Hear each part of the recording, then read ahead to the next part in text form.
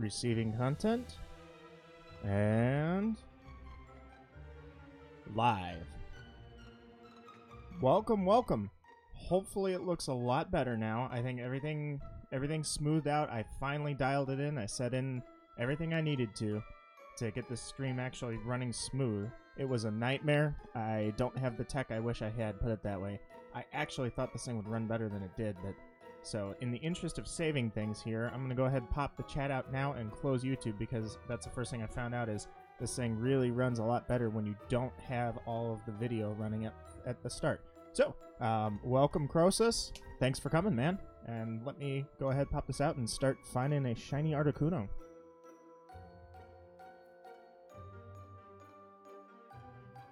Hey, you said that was a one-night only thing.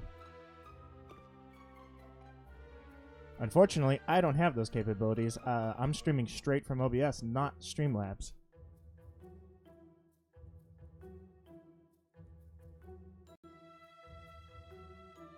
Although I have heard that you can do everything in Streamlabs, or I should say in OBS, that you can in Streamlabs without the sound effects.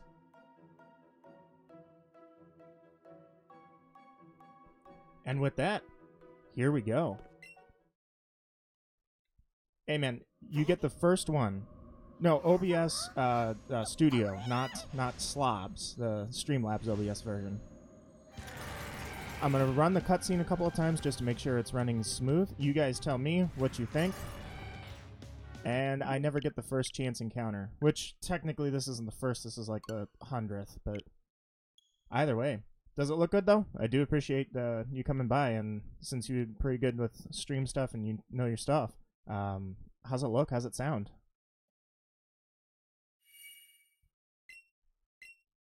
Yeah, so I was using Streamlabs, but Streamlabs was taxing the system a little too much. I think I've got it. I really do. I think I could use Streamlabs, but for now, I just used OBS because it's set up. Everything works fine, so that's what I'm going to leave it at.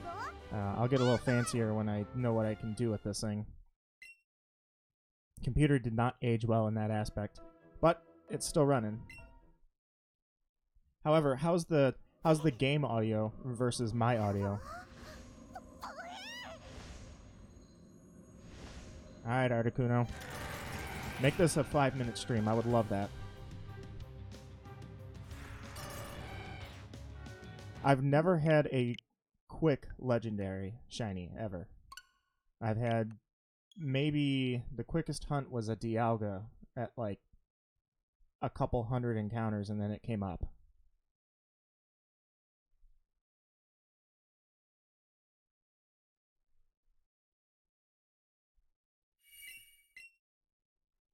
Seemed like a good night for a good shiny hunt. I haven't done much of anything when it comes to shinies. I was sick for, like, well, I should say sick.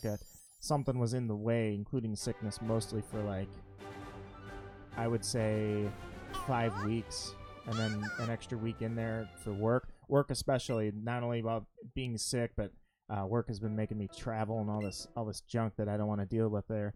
So I haven't been posting much, but a lot of stuff is in the works. I'm really excited to get to a lot of stuff because summer's coming and I want to have a lot of fun.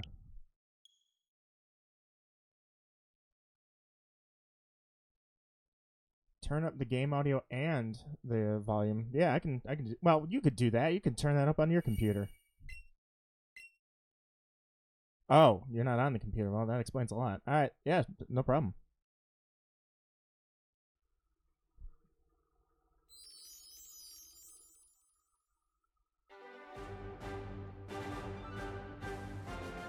How's that? Yeah, Streamlabs with the chat pop-up, that is really convenient. It just, Streamlabs doesn't seem to run as well as I'd like it to on my computer. Like, everything loads slow, and I think that's a RAM issue, to be honest. It seems like emotes load slow when I'm spamming emotes in your chat, for instance, or just in general, websites load slow. Everything's slow, and then yet I can play games at 80 frames per second. So it seems like my RAM definitely could use a little upgrade.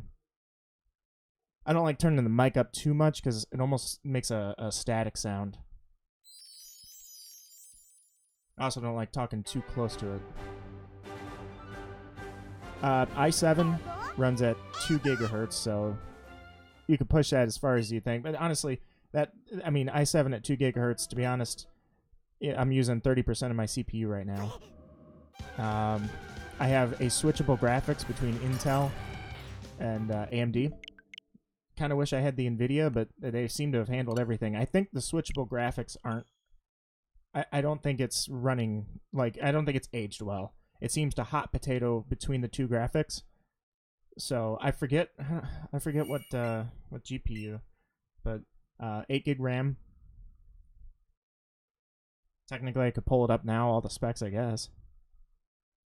But it always handled everything I threw at it until I tried to stream, and then it seems to want... I had to set it down further down than I wanted to, but I did finally dial it in, so... Well, it wasn't low end 6 years ago, or actually it's been 7 years. Back then, it was pretty top of the line. I don't think it's aged very well. But there's no reason to... It's a laptop. There's no reason to swap any parts out. If I was going to do anything, it'd be just build a new computer. Which, hey, that's definitely a goal at some point. I'm going to need it.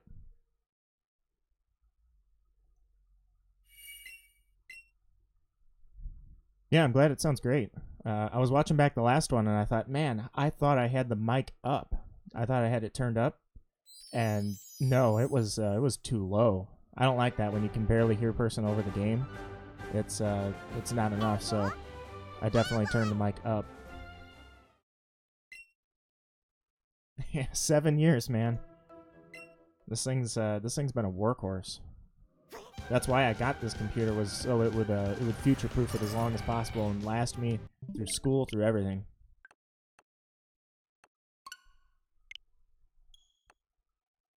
All right, Articuno. Guess you're not playing nice, are you? And that's all right. I'm up for the fight. This is full odds hunting, and you know what? This is the thing. While odds don't guarantee, a lot of people think that if you hunt for a certain amount of time, that makes the chances go up. But every encounter is independent of each other. A lot of people, for some reason, don't get that. But I digress. At a 1 in 4,000 odds, I am I'm double the odds that I used to deal with. So this is a cakewalk, Articuno. I'm ready for you. I didn't set the nature on this thing. That'll be kind of fun, I guess. But I'm not going to run all the way back and set the nature and sell it on now. It's a little late for that.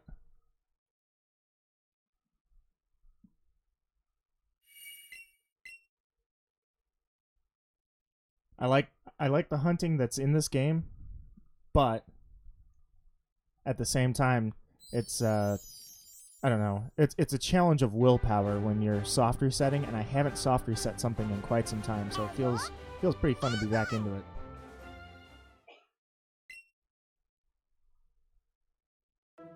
Five minutes of what? Hey, Sky. How much you missed? Oh, that's okay. Wow.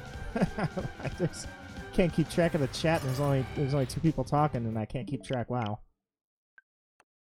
Takes a little bit to get in there. Break myself into this.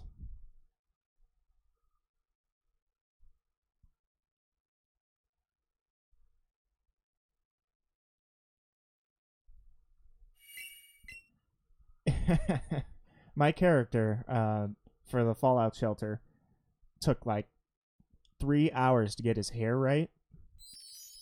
I mean, your shelter was getting raided. There were fires in the workout room while all he was lifting weights, and there a fire broke out, and he did nothing. He just sat there and he's like, nope, I gotta get buff. He takes his time.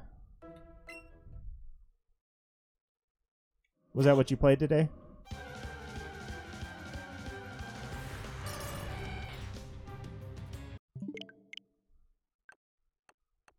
I closed the stream out, so I don't know how it looks visually, but I'd like to think it's running smoother. What do you guys think?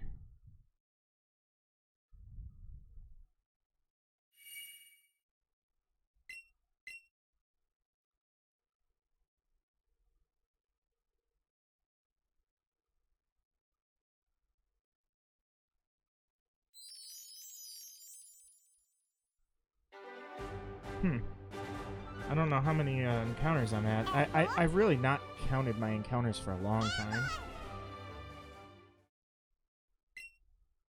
It's been quite a while since I actually had a tab on how many encounters I was at. But I probably should at least keep track of that. It'd be nice to know. Oh, Sky, I was curious if everything was smooth. Like, remember the last time it almost felt like it was almost smooth. It was just skipping a couple of frames or something, lagging. The audio never lagged, but the visual lagged during the battle. However, the cutscene, which I'm skipping all the time, that cutscene seemed to stutter pretty hard. I was curious how that's looking. Jody, welcome, welcome.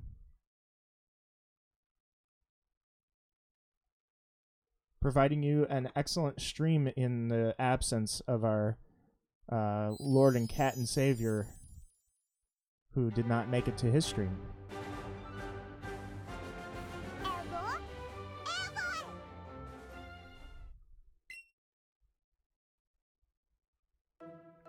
Yeah, it took a lot to get it running smooth. I'm really glad that it is running smooth.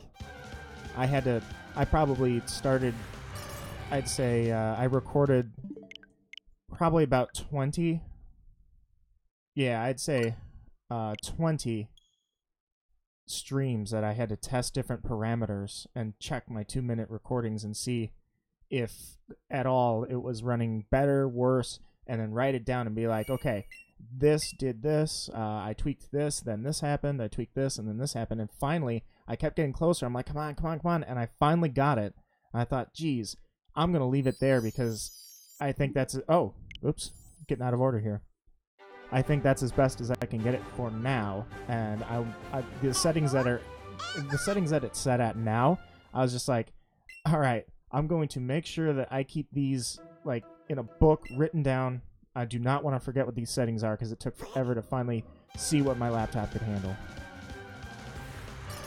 The Lord and Cat and Savior Croesus, yes. I did a little bit, Jody. I think it's right that I finally call him out for once. Actually, I would say he has to call out half of his chat because we always heckle him so much.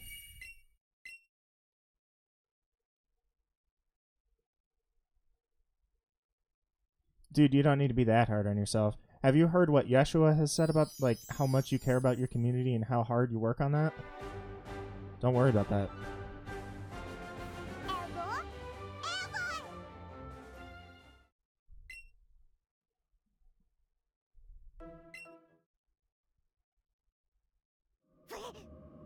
Alright, Articuno, I think we're probably at like a solid 10 encounters. Or maybe 20. I'm not counting. Who cares?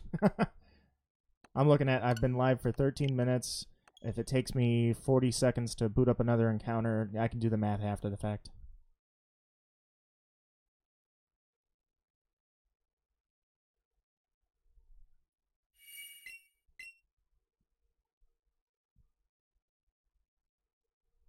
Oh yeah, he did. He praised you.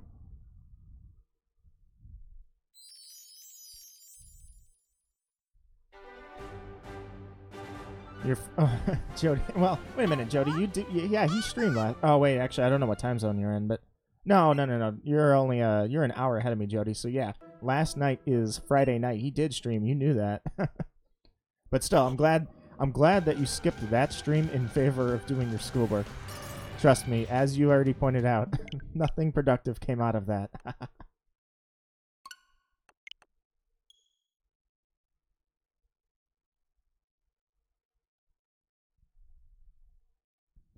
If this is running smooth enough, who knows? Maybe I can actually stream some Smash at some point. I was thinking of doing the Smash Adventure, the World of Light.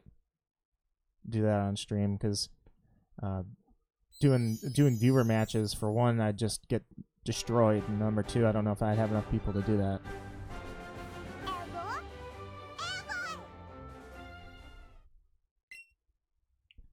And I guess the proof here that I don't have the shiny charm is that I've only caught 83 Pokemon on the Pokedex.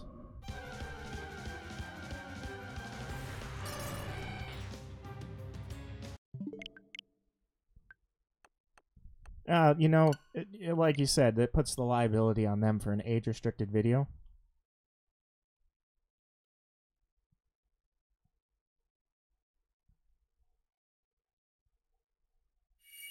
I'm gonna grab my water and bring it over here.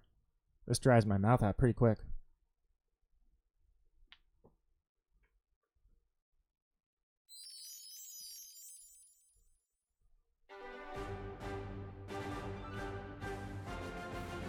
I don't think anybody can hear me clicking the Joy-Con in the background, can you?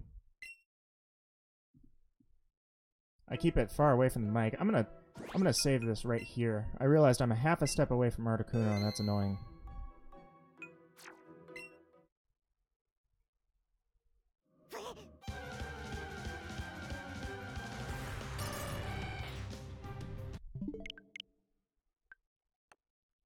It's kind of funny. I was testing, when I was testing the stream and seeing how everything ran, a lot of the time what I was doing was I would battle Articuno and just use Horn Drill, and I think that's actually how I'm going to capture it. My Nidoking is high enough level, I don't really care. I don't think he's going to miss all 5 Horn Drills. Yeah, the odds aren't in my favor technically, but I've got 5 minutes to defeat the thing. I might as well just Horn Drill it. But when I was testing it, it was like every single time I Horn Drilled, I was hitting like one after another after another. I'm like, man, what are the... Well, look at the luck. You take 30% every single time. I'm like 0.3 times 0.3 times 0.3, and I hit 3 Horn Drills in a row. I'm like, are you kidding me?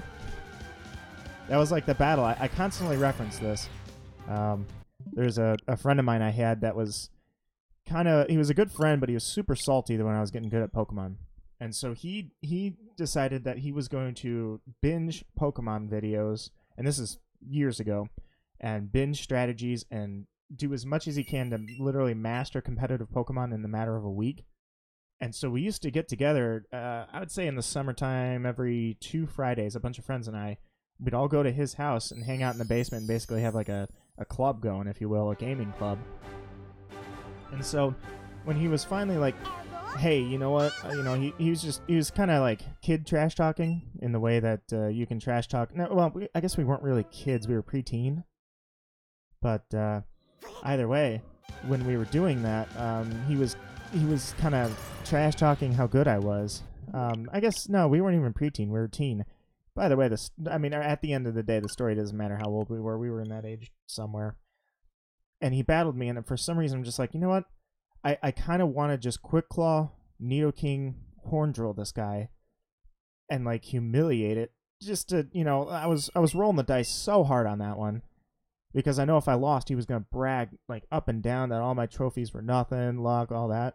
And so I did. I hit 3 Horn Drills on him in a row, and one of them actually procced with Quick Claw. And so I was like, dude, that was easy. Man, I don't know what website you were on, but you might want to get a different source. And he was mad about that because he's like, that doesn't count at all. That's total hacks. I'm like, hacks, you lost. And so I was laughing because I hit 3 Horn Drills in a row on Articuno last night. I thought, not again. The insane luck follows, but it doesn't follow for shinies. I've had good luck for shinies, and I used to brag that I had great luck. But then, honestly, you follow a couple of shiny hunters around on Twitter and realize your luck isn't anything. Some people just get shinies like on the first try 2 times in a row, and then they get like 3 shinies in an hour.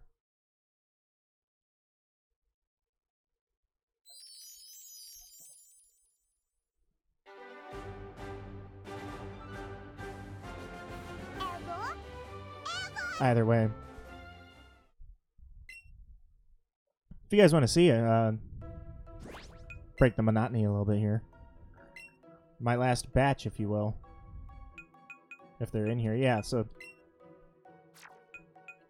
while I was sick, I just decided to hunt. And this is I put this video up, but this was the last batch I had.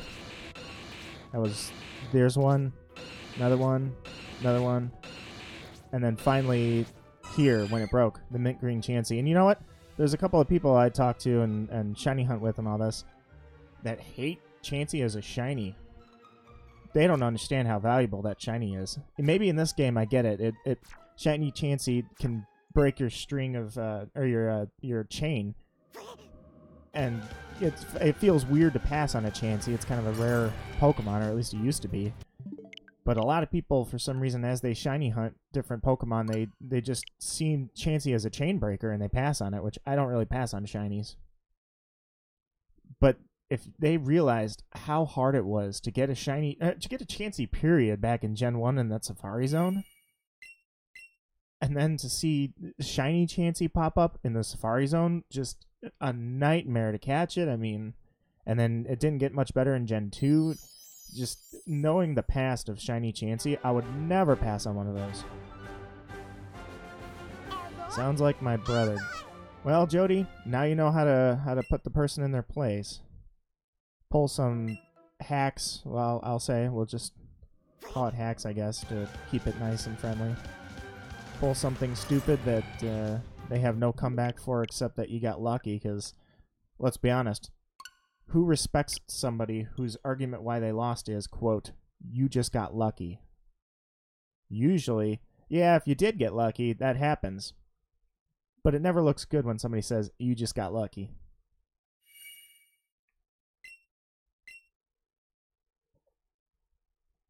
Which I guess pulling out 3 horn drills in a row and hitting landing every last one of them, that's the definition of lucky.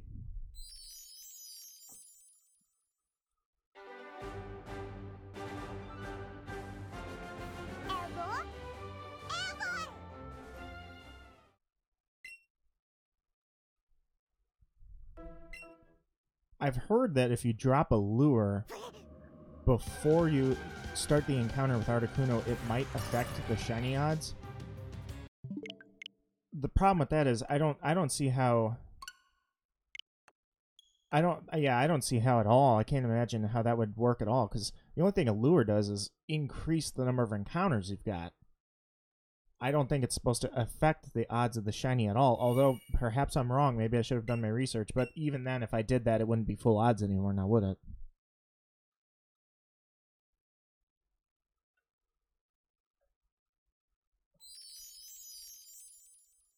Oh yeah? Crosis, tell me if you remember this one. Going back to 2004.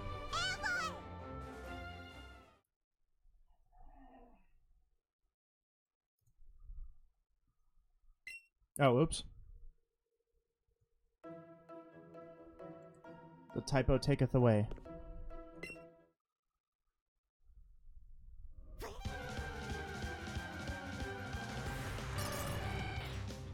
Jody probably doesn't even remember. Like, Jody, did you grow up without the word meme? We used to have, like, the internet. I get on it now for how bad the internet has gotten with just dumb stuff that takes off or goes viral, or people watch a popular streamer use a weird word and then it's funny, and then they go and use the same word, you know, and then it catches on. Way back when, internet stuff that would go viral, first off, viral wasn't even a word, and it was like the dumbest stuff, like flash animations that made absolutely no sense, and you'd hear people talking in school about it all the time. And so at the birth of the internet, and for me, that meant the game, there was an online game called RuneScape. That's really, like, that was the MMO that I played. And that game, I think we invented more sayings and more abbreviations than we should have. And I'm telling you, like, 2000, let's say, 3 through 2006, I swear, the dumbest stuff used to become what we now know as a meme.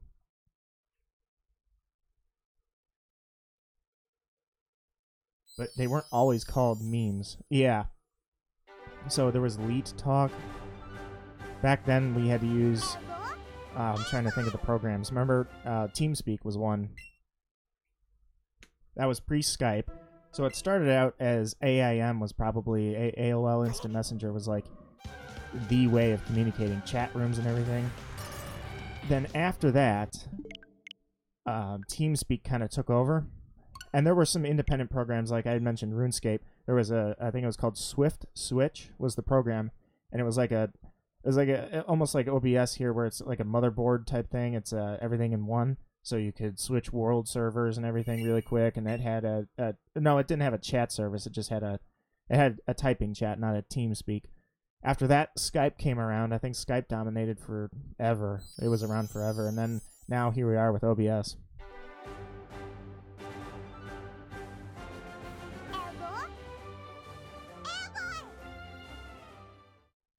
Right. So stuff that went viral never used to be called memes. I don't know what they used to be called.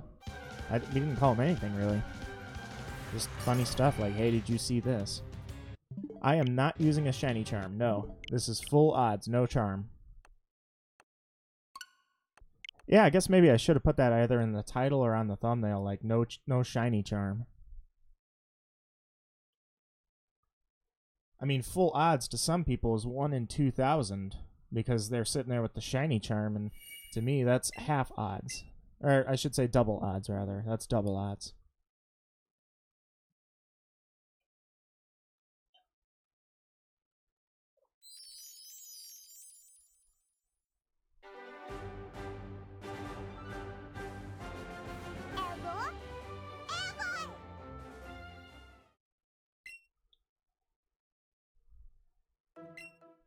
But that's how you, at least when I'm booting up the game like that, you can tell I don't have the shiny charm.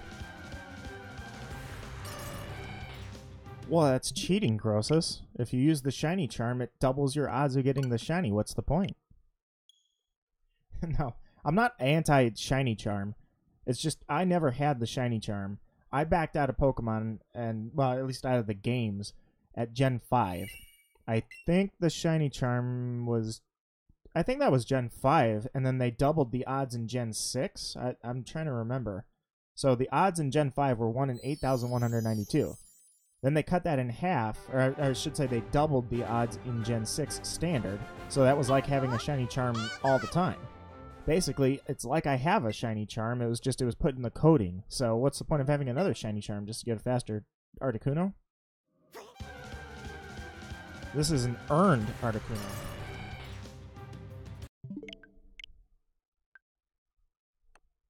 Headache saver. It's like, I don't know, that's like drag racing and adding a turbocharger versus no turbocharger. I mean, obviously it's not a one-to-one comparison, but you get where I'm going. Yeah, shiny charm. You know what? The shiny charm is earned. I'll give it that. In this game, though, it's not. There were 151 Pokemon in this game. I'm sorry, I think there's only 151 you got to get in this game to officially get the shiny charm. Maybe I'm wrong on that. No, I'm right on that. You have to have the legendaries too. So to get the shiny charm, you have to have the legendaries in your Pokedex. But that's it. In Sun and Moon, if you wanted the shiny charm, you had 800 Pokemon.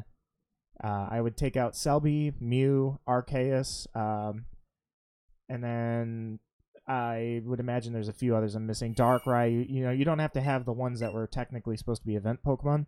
Otherwise, that would be insane even beyond that, which, hey, maybe that was the challenge I needed. But still, in Sun and Moon, it was crazy. Maybe, unless maybe it's region specific. I've never had a shiny charm, so it could be region specific. I'm not sure. Guess I'd have to look it up. But either way, shiny charm in this game, no, that doubles my odds.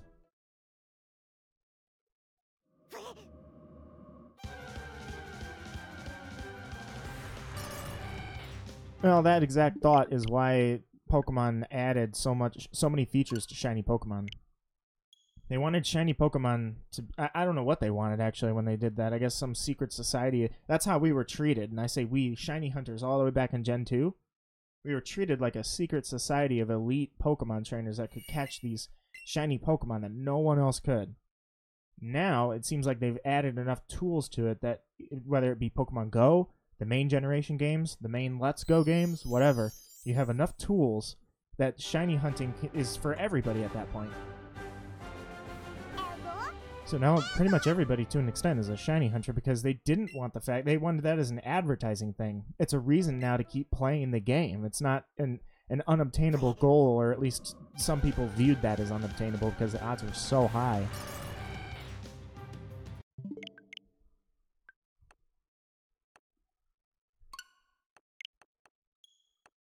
That said, though, even back in Gen 4 when we got the Poke Radar, they didn't really explain how the radar worked. It was just they told you that you could chain Pokemon, and I don't think it was ever stated in the game anything about how much of a chain you need. Data miners are the only reason that anybody knew that 40 Pokemon would get your odds down to 1 in 2. No, I think it's 1 in 273, something like that. So it was that mentality. People didn't, and I don't blame them at all. Don't get me wrong here. There's no reason to have this idea that it's elitist. Well, like if you're not a shiny hunter, then you're just a normie. That's not the mentality I think they should have. Absolutely. But at the same time, if everybody had a shiny, does it matter if it's shiny or not anymore? Think of that. So instead, I'm like, you know what? I'm going to go at this on camera and get this 1 in 4,000 shiny Pokemon. And if I fail it, oh man, that would be bad. I've never failed a shiny. I have over 400 that I've caught. I've never failed a shiny. Don't let the first one I fail be right on stream. That would be hilarious in all the wrong ways.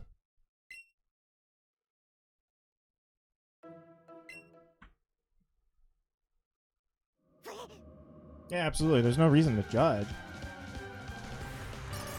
If you use the shiny hunt, if you use the shiny charm, I'm not sitting here going, you know what, you're not pure. Because when I see full odds people, it's almost like they make sure you know that they are full odds hunters and that they are better for it. For me, I'm like, I could stream right now, or I could go after all the Pokemon I'm missing and sync up Let's Go and finish my Pokedex. Or I could just dive right into this and go.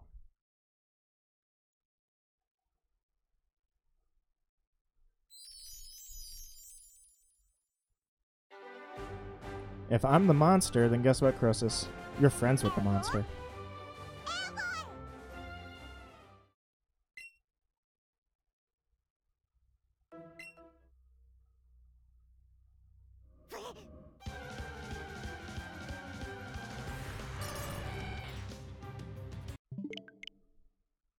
Oh yeah, you also mentioned earlier that I was using this account.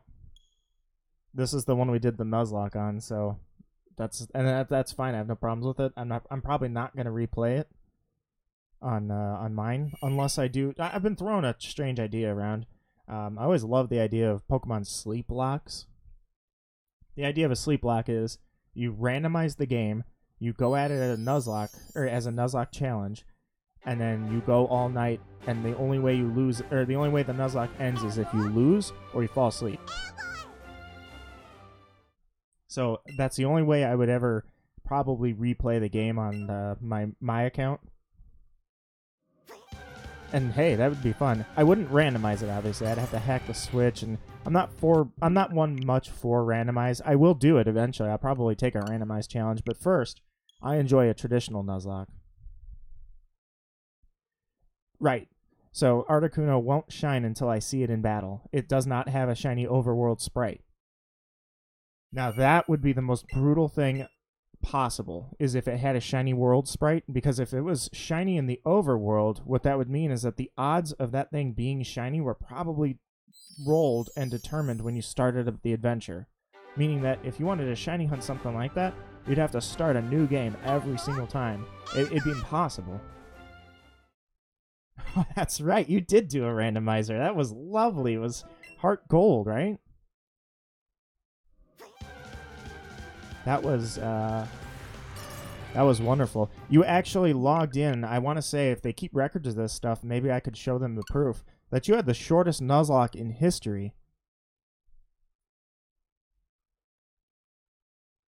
Yeah, I don't know why you did the trainer's level thing. That was crazy.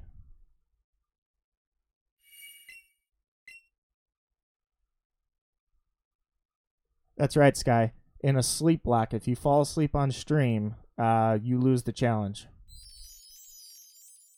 I don't know if anybody actually. There's a ton of sleep blockers out there. In fact, I've kind of looked at a lot of the emerging Pokemon community. There's a ton of people, and they take this from the top. So the reason I think everybody does the randomizers, the sleep blocks, everything is because the people with hundreds of thousands of subscribers are doing it. I don't really watch any large YouTubers, so I don't know who. I couldn't tell you who's doing it, but I can tell you this. There's just a ton of people out there doing sleep blocks. I don't know anybody that's ever lost under the stipulation that they fell asleep. That would be hilarious to be the first, put it that way. Yeah, you both need to get your Nuzlocke going again. Sky, you're on Pearl. I think you left off after the second badge. And Crosus, one badge. One badge would be an improvement.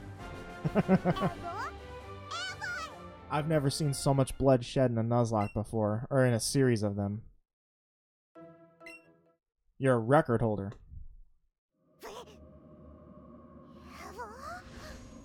Alright, Jody, no problem. Still be here, still hunting the thing. No problem. If you miss anything, I'd be happy, because that would mean that something happened.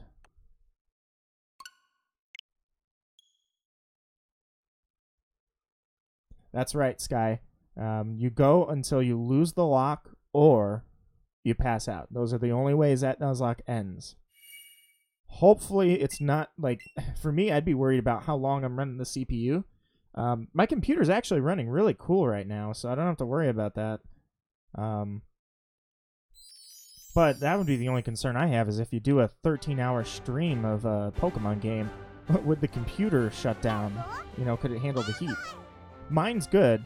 If there's anything I can brag about, it's definitely the cooling system, because the fans have always been good on this thing. I have a Targus underneath it, cooling pad. One of the fans is out on that thing, but it's still looking great. I'm going to have somebody fix that, actually. Or I shouldn't say I'm going to have somebody. There's a soldering kit at work that I'm going to use to try and rewire it, and the IT guy at work, he's going to help me out with that too, so. Oh, that's fine, Sky. I can't wait until I actually do some battles. I'm going to be so rusty, it's going to be ridiculous, trying to read people's moves when I don't even know all of the moves that are in the game. It's going to be great. Absolutely. I intend to do Nuzlocks. Oh, you do it? Oh, absolutely. That would be hilarious. And maybe you consider, Crosus, doing a different game. Who knows? Heart Gold was a good start. I mean, that's it's a Gen 2 game. I actually, back then, I was new to your channel, and I didn't pop up around that one a lot because I didn't want to spoil it for myself. I'm intending on doing blind Nuzlocks of every game that I've never played. Heart Gold, Soul Silver is one of them. I played Gold and Silver and Crystal. Well, okay, I played Silver and Crystal, but I never played the remakes. However, I couldn't resist watching, and then I realized that I wasn't going to get a lot of spoilers as long as you kept dying on the first gym. No problem, I'll stick around. Oh, absolutely, Sky, we can battle. Absolutely. Sun and Moon, I'll use Sun and Moon.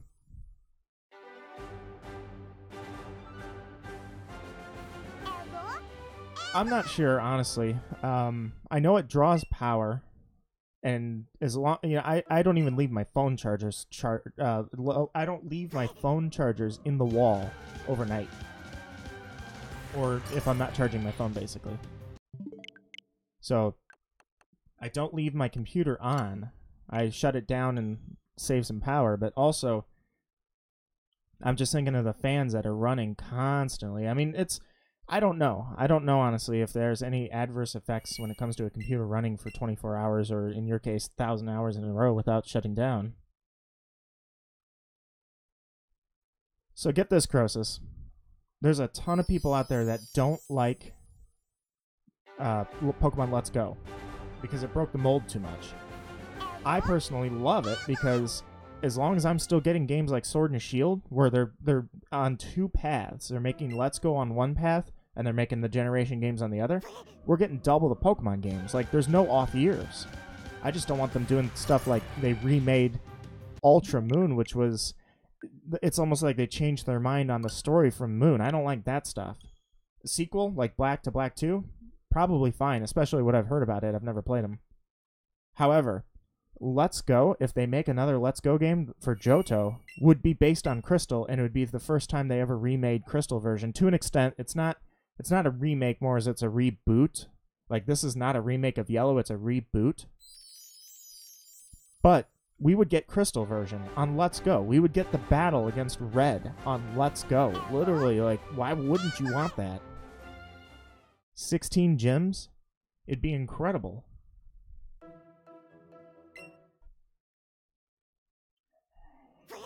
Right, I agree. If you got a carbon copy, I mean, look at Gen 1. It's almost like they do Gen 1 over and over to try and draw back the crowd they had when Pokemon first emerged and was the biggest thing on the planet. Which, I mean, Pokemon is the biggest thing on the planet right now. Literally, it passed Star Wars as a franchise. I don't know what more they could want. But apparently, their formula is working with Gen 1 because they keep throwing Gen 1 at us again and again and again. They remade Fire Red and Leaf Green. Yeah, that was all right. That was the first time it was a remake of a game. Nothing wrong with that. But then it seems like they threw Kanto at us, for one, as a form of Mega Evolution when a ton of Pokemon got Mega Evolutions that were from Gen 1. Then they threw at us Sun and Moon, where you come from the Kanto region, and now the Cantonian Pokemon have two forms, Alola and Regular. That was a Gen 1 throw at us. Then they threw Let's Go at us. Pokemon Go has always kind of thrown Gen 1 at us. And the Mewtwo movie they're remaking, they're remaking a Gen 1 movie. Pokemon, what was it? The Power of Us? No, it was the one before that. Was a reboot of... Oh, it was... I can't remember now. Pokemon...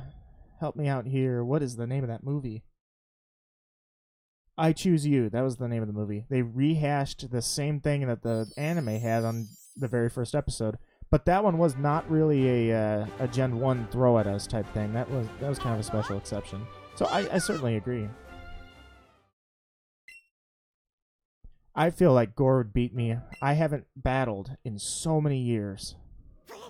It's been so long. You can't pick. There's so much to it. You can't just pick it up. And now I know that there are Pokemon with hidden abilities, and I know that there are Pokemon that have Mega Forms, Alolan Forms, Z moves. I know that there are a ton of moves that I never knew about, or that I don't know about. It'd be almost impossible for me to actually keep up with anybody that knows what they're doing anymore.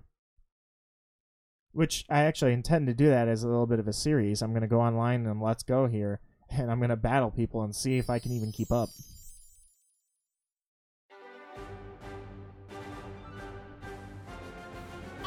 That's the weird thing too, is they've always had like a darker version of Pokemon, like you're wanting. Colosseum, Gale of Darkness. They've always had something kind of as a spin-off on the side outside of like Mystery Dungeon that had a darker tone to it. They never remake those games though, and they seem to have slowed down on actually making them. They made Pokken Tournament, and that was a huge hit, but that's not exactly a storyline dark styled, more dramatic version.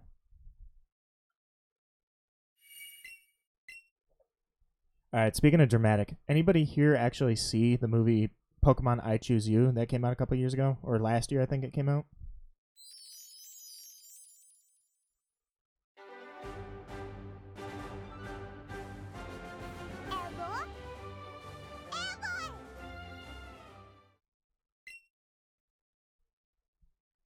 I ask because there's a real big reason why when it comes to drama.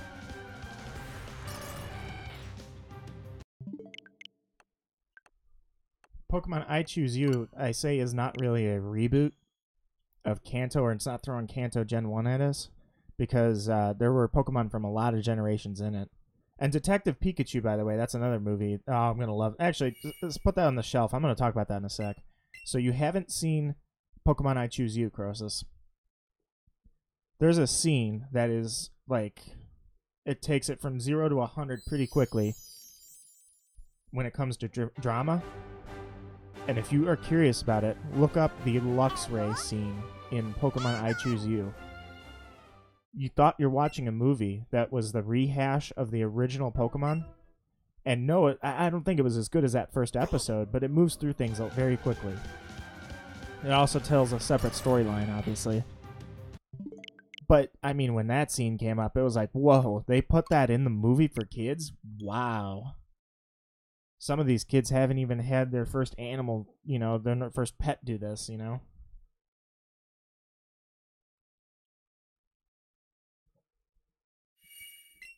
Technically, there was an open world Pokemon MMO. Came out last year. It was called Poke 1. It was a fan game, but it was a huge hit. So much so that they shut it down, I believe. Because you can make fan games. That's okay. There's a ton of them out there that have a lot of notoriety. And those fan games are okay because they're not making a profit. They're just exposing the people to the world who made it so that they could possibly use that on their resume. But Poke 1 was, I forget, I don't know what the means of shutting it down were, but I believe they shut that game down after they realized how big it got.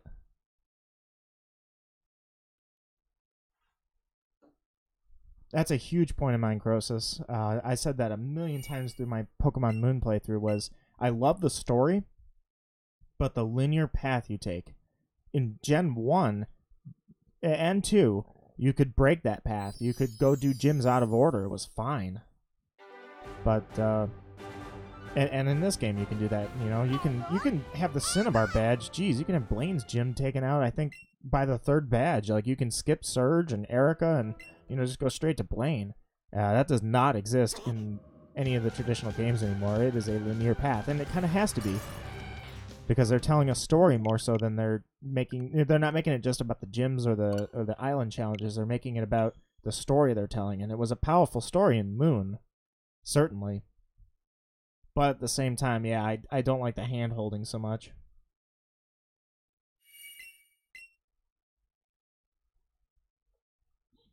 Yeah, I'm definitely by the book on that one. I don't really like fan games so much. I mean, it's not that there's not a lot of effort put into them. It's just, it's not official. Don't tell me it's better. A lot of people say that. It's better. It fixes mistakes from the games. No, I don't agree. Although, at the same time, consider your source. I've never played one of the fan games. But the fan mons, I mean, I just don't like fake mon in a game. It's just not for me. At least not now. Maybe I'll give it a shot someday. Now, onto a point that I wanted to ask. Anybody here going to either watch or has seen the trailers for Detective Pikachu?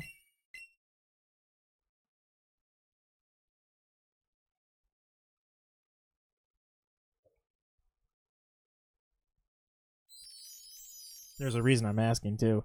Something pretty funny happened.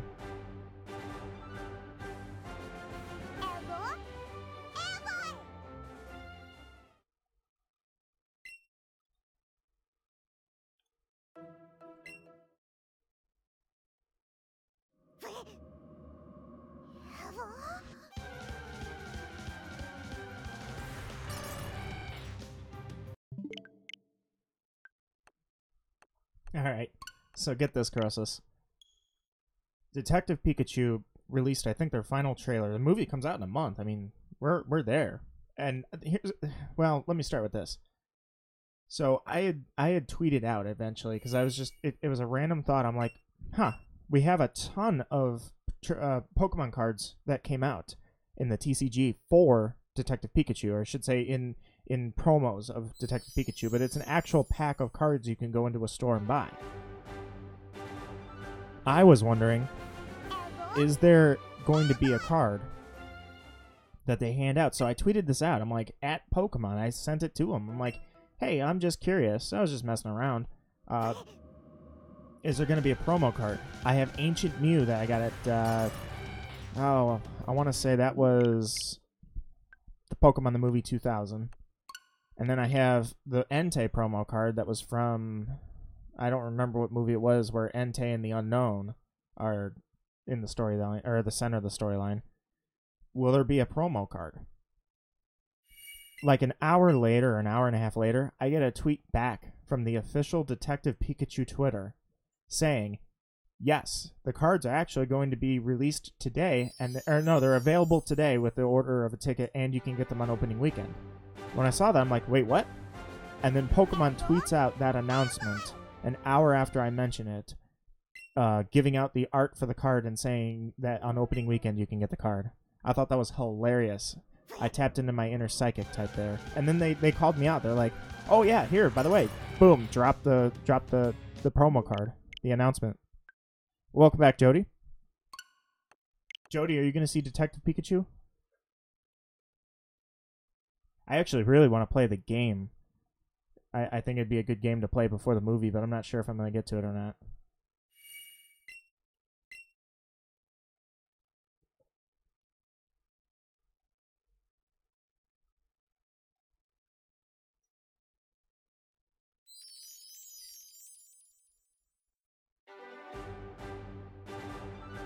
Alright, Articuno. We are an hour in with nothing. Well, technically with the last one, I'm like 2.5 hours in. Oh, they should totally send me one. Have you? So, they should. I would love if they would do that. It's too bad that all they did was promote it to me. That would be hilarious if they sent me the card and been like, hey, you called it, here it is. Because I like, no one had brought up that for the entirety of the movie. Nobody asked that question for some reason, it seems like. So, I guess they responded to me as soon as they saw it. They're like, oh crap, the jig's up, he's got us. But the card itself is Pikachu with a cup of coffee. The moves are Corkscrew Punch, which is I'm sure that's going to be a funny joke in the movie at some point. Pikachu using Corkscrew Punch. It sounds weird. And then his other move is Drink Coffee. But it's an official TCG card that you can play. So technically, Drink Coffee is officially a TCG Pokemon move. I'm absolutely sure that card would do nothing in a game, in an actual game. I never played Pokemon cards. Like, I played it with a couple of friends in childhood, but I never played Pokemon cards as a competitive game. Yu-Gi-Oh! I guess I played somewhat competitively. Maybe Magic the Gathering, again, casually competitive. But, as far as I've heard, like, Yu-Gi-Oh! And Pokemon now, the current status is, like, the game's over in 10 moves. I mean, they don't last long. It's like somebody's got their combo set up and you are out in a matter of 10 minutes into the game, or 10 moves into the game. So no way would any of these Detective Pikachu cards have any use. Well, actually, I can't say that. I don't know what all the cards are. I'm not sure yet. We would accept. Mom saw the trailer and he said hell. And if you didn't know, she doesn't really like that word. Nah, I can understand that. I had a friend in childhood that there was something about her and that word too. I mean, and I could say it because it's not, technically that's only a swear if you're referencing the religious icon of it. So technically it's not a swear. But, yeah, I mean, I can understand that, but I don't know. I'd try to break her on that one and see if she'll make the exception to go see it. Tell her it's just Pokemon. This is the crucifixion of the 90s when people were saying that Pokemon were, the idea of Pokemon is devil worshipping. That's gone, and so is minor swearing, although that is funny in Pokemon. Never had that before, but I would definitely push her a little bit, see if you can go see the movie. It seems like it's going to be great. It's based on a game that went over really well. Lion King. Yeah, I didn't see that trailer. I just saw a lot of the stuff online for it. It seems like there's mixed reactions.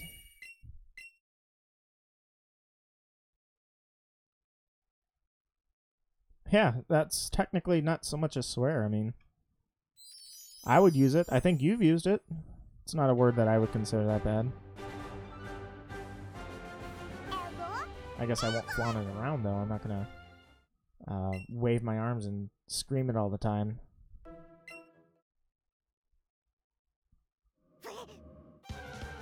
Plus, I mean, she had to have laughed at that trailer, or any of the trailers.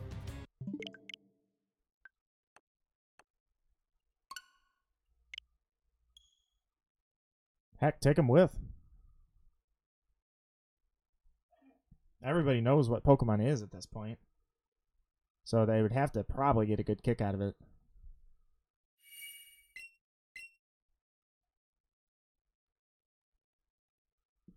Yeah, the live action thing to me, I don't know. It seems it's taking over pretty quickly. I don't know how to feel about that. I've never been a big Sonic fan, maybe in childhood a little bit, but I don't really follow Sonic. Hiccup. But I can tell you this, it looks weird. I know that they're doing Aladdin. And by the way, Aladdin, that's another one too that went live action. It's like Aladdin started out, that first trailer I think everybody hated because of the genie. And then the second trailer, everybody loved it. It made up for everything. Just like Detective Pikachu to an extent. The second trailer made up, and now everybody's hyped about it. Oh! Emily Michelle showed up. Catch her.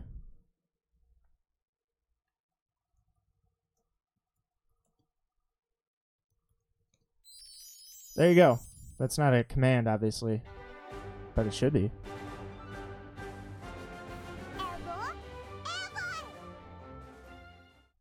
Croesus, you can make it happen, man. You can make it happen. It means absolutely nothing.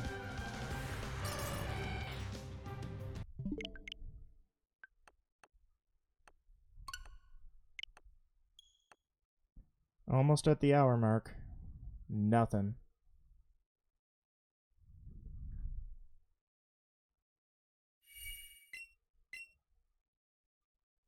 And that's the beauty of a shiny hunting stream if you think about it. Just sit here, chat, and talk about random stuff. Oh, is she oblivious to it? Emily Michelle, don't tell me that you have no experience with Pokemon. Oh, we're gonna have to fix this.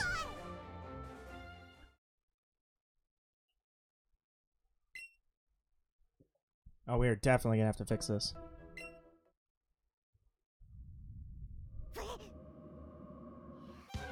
Oh, no, it means nothing. That was just a joke. I have no command like that. I'm assuming she's calling Croesus the loser. It's a bold assumption, but I'm pretty sure.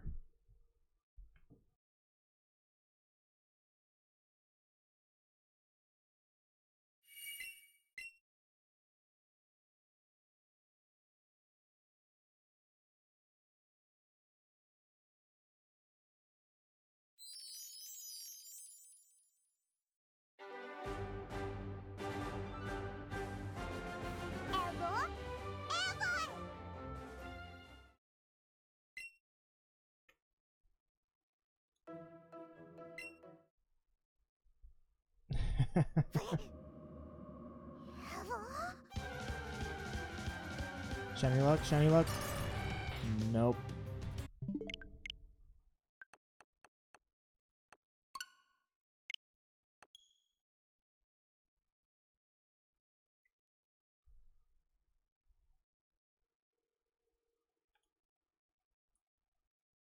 It was so I don't have the challenge. I don't have anything like that set up because I'm not using Streamlabs. And even then, I don't know. But here's the funny thing. It actually muted that comment from you, Emily. And it was like, I don't know what, I have no idea what muted it, like what caused it to go off. But that was hilarious because it was like it was defending me. Like, hey, the automatic bot set up by... the automatic bot that was set up by YouTube was like, no, I'm not gonna let you go, man. I got your back on this one. I'm not gonna let her come in here and bully you. Great Banshee, welcome, welcome, welcome. This is a 1 in 4,096, which are the max odds or the lowest odds in this game. Since Gen 5, Gen 6. Sorry, Gen 6 is when they permanently lowered the odds, or I'm sorry, increased the odds to 1 in 4,096.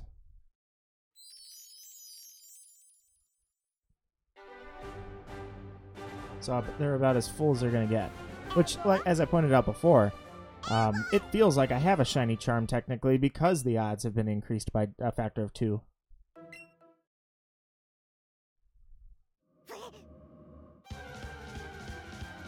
I also don't know anything about if a lure truly lowers the odds. I'm sorry, increases the odds. I don't know if a lure does that or not, but I have not dropped a lure, so it doesn't matter. I don't feel like it does. I think that was a myth. The idea that a lure will actually help your odds. The only thing it really should help is the number of encounters you're seeing, which technically means you're rolling the dice faster, but I don't think it has anything to do with the actual odds.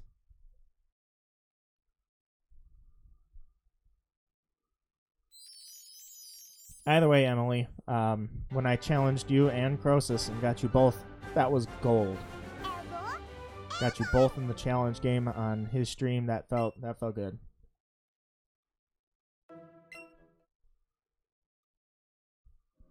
Most people don't have a good relationship with Math Sky. Math has not bonded well with many people. I myself was a late bloomer with math. I had to retake a couple of math courses in high school, and then here I am sitting with Calculus 1, Calculus 2, Calculus 3, Calculus 4, linear algebra. So it's been a trip.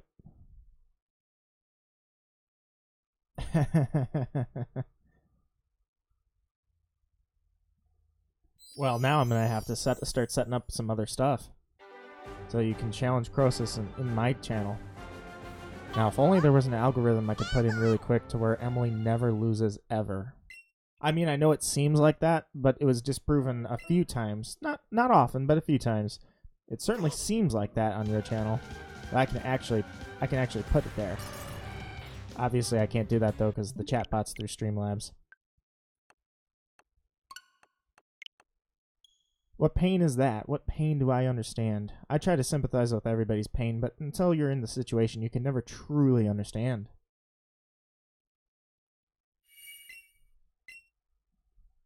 Oh, so what? I need to mod Croesus? I'm too small, I didn't think I needed mods, but hey, if it's a status symbol you're looking for.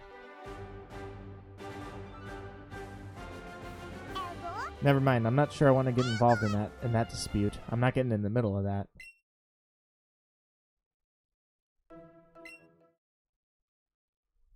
Oh, math. Oh, I think there's a lot of people that understand your pain, Jody. Like I say, many people are not on good terms with mathematics. Okay, that 50 or 49%, I'm not going to give you that roundup. That 49%, I'm not going to praise that as a first world problem here. That's something you can work on, I'm sure. Although, like I say, I didn't fail out of math, but I had very low grades in math on two occasions. So I did have to retake those in high school. It's funny, it really is how your mathematic brain matures. It's like a light switch. One moment you have no idea what's going on. The second moment it's like talking another language and you understand every word. I'm not going to give you more power. I'm not getting in the middle of that one.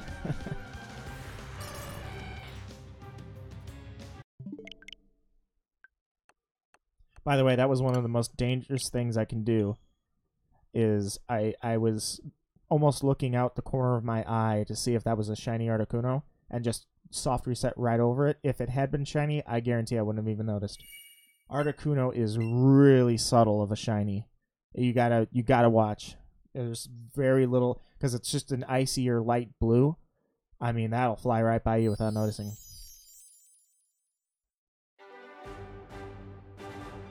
Your spring break starts Monday.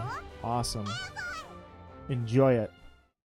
In the working world, spring break doesn't exist anymore. I miss it. I miss it a lot. And yeah, I guess you get vacation time through work, but it's never enough.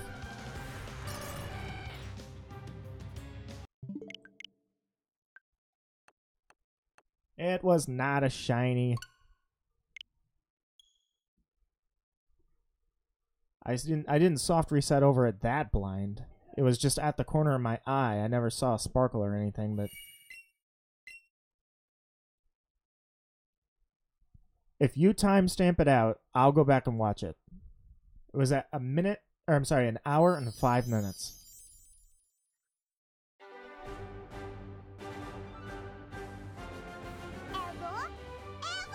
The first video I did on my channel was a shiny Ralts hunt on Pokemon Diamond.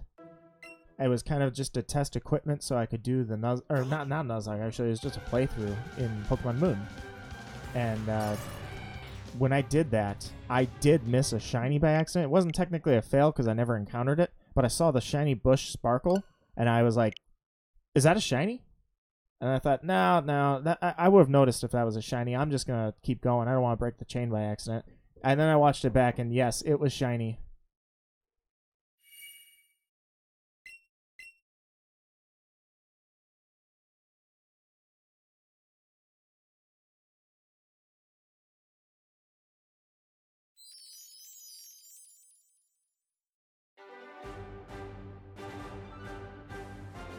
No, you'd probably have to comment it like I do. Just comment it out. Record it for your own personal records and then comment.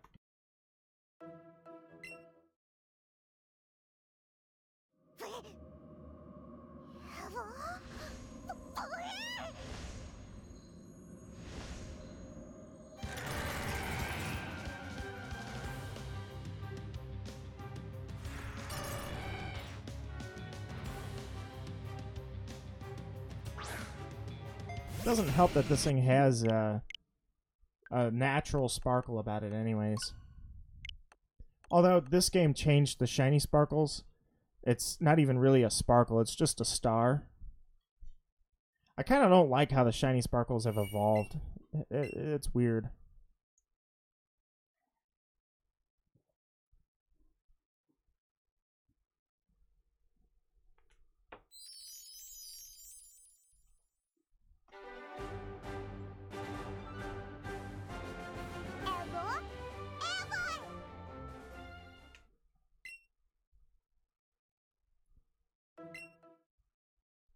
Alright, Articuno.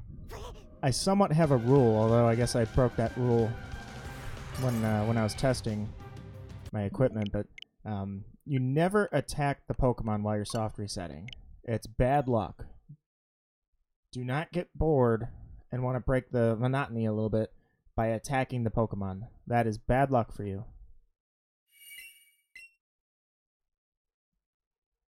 I've said it before, but there are a lot of things you can do to help your shiny luck naturally. For instance, hold B down. Doesn't matter where, just hold B down at some point. Try sitting in a different surface while you're soft resetting. You know, go from the couch to go from the couch to the chair. Try soft resetting at 2 in the morning. You know, wake up, soft reset a couple times, and you know that's it. Couple other things that help. Change your hair. That's a good one. Changing your hair sometimes gives it the right luck. And pop the game in a different system. If you have a blue 3DS, try your red 3DS. Maybe that one will work better. If you ask a shiny hunter, I'm sure these things at some point have come in handy.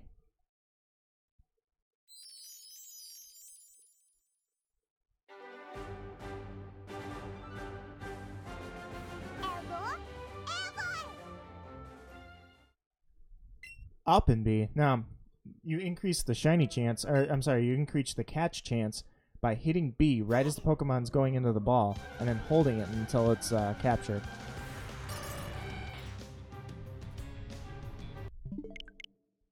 I don't know who started those kind of things, like rumors like Mew is under a truck, and if you hold B down, that your catch chance increases.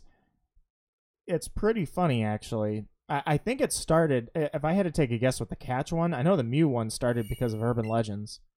Same thing with Deoxys in Gen 3. If you beat the Elite Four 100 times, or you beat the game in under a certain amount of time, and then you go to the Space Lab, all of that was just getting rumors started for the sake of getting rumors started, which still exists in this modern world. But when it comes to the B trick, I have to imagine that somebody got a critical catch at some point and was holding B down and said, hey. And then for just an insane amount of luck, determined that they would do it again and then said, hey, it's confirmed. I got critical catches when I held B down. It must help. That's probably where that started.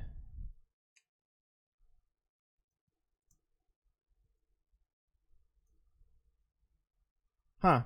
That's a good point. At no point have I put in... I didn't put chat rules in the stream at all. Technically, it is family friendly. Or I say it's PG because clearly I said hell earlier and I had no problems with it. It's PG. But I never specified that in the chat or anything like that. I didn't think I had to just because I'm probably not going to pull a whole lot of newcomers. So I should definitely make note to do that. And I will. So thank you, Emily. I appreciate that.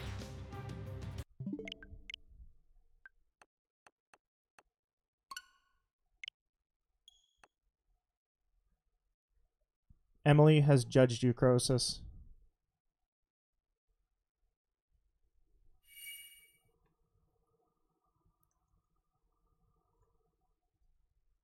That's the command for judge.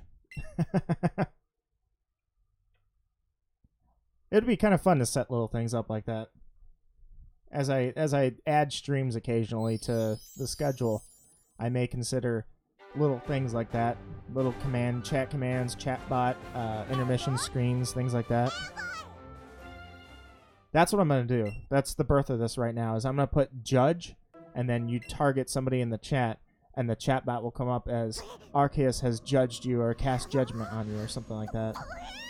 Arceus or Arceus, whatever you want to call him. It was Arceus. Like, Arceus was the name of that Pokemon. When it first came out, no one could decide. It was halfway confirmed at times. And then the movie confirmed it, I believe. Then Silvally and Type Null in Gen 7 confirmed it because his ability, or its ability, was RKS system. Because it basically has the same ability as Arceus. So it was RKS. Arceus. And then it was put away. It was done. That debate was over.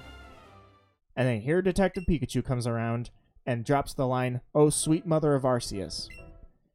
And when that happens, it's like, great, now the door's back open for that debate. Is it Arceus or Arceus? Still, that would be a funny thing to do with the chat bot is either judge or judgment as a command. So thank you for the idea.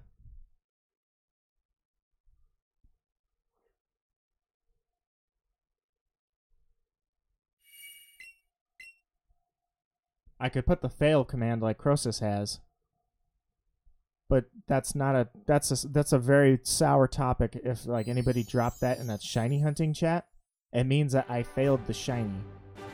I don't know anybody that would be happy after failing a shiny.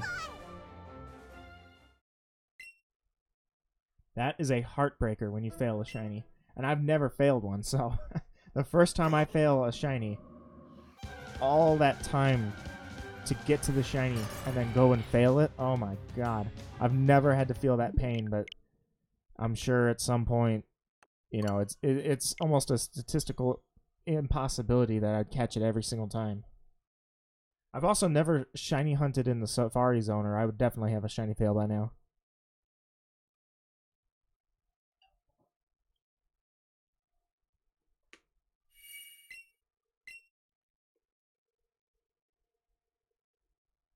Every single time. I wish you could shut down the warning, the health warning, to let me know that I should lock in the thing to the Joy-Con into the holder grip.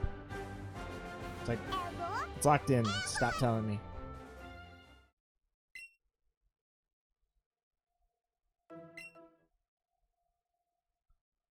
It was actually kind of funny.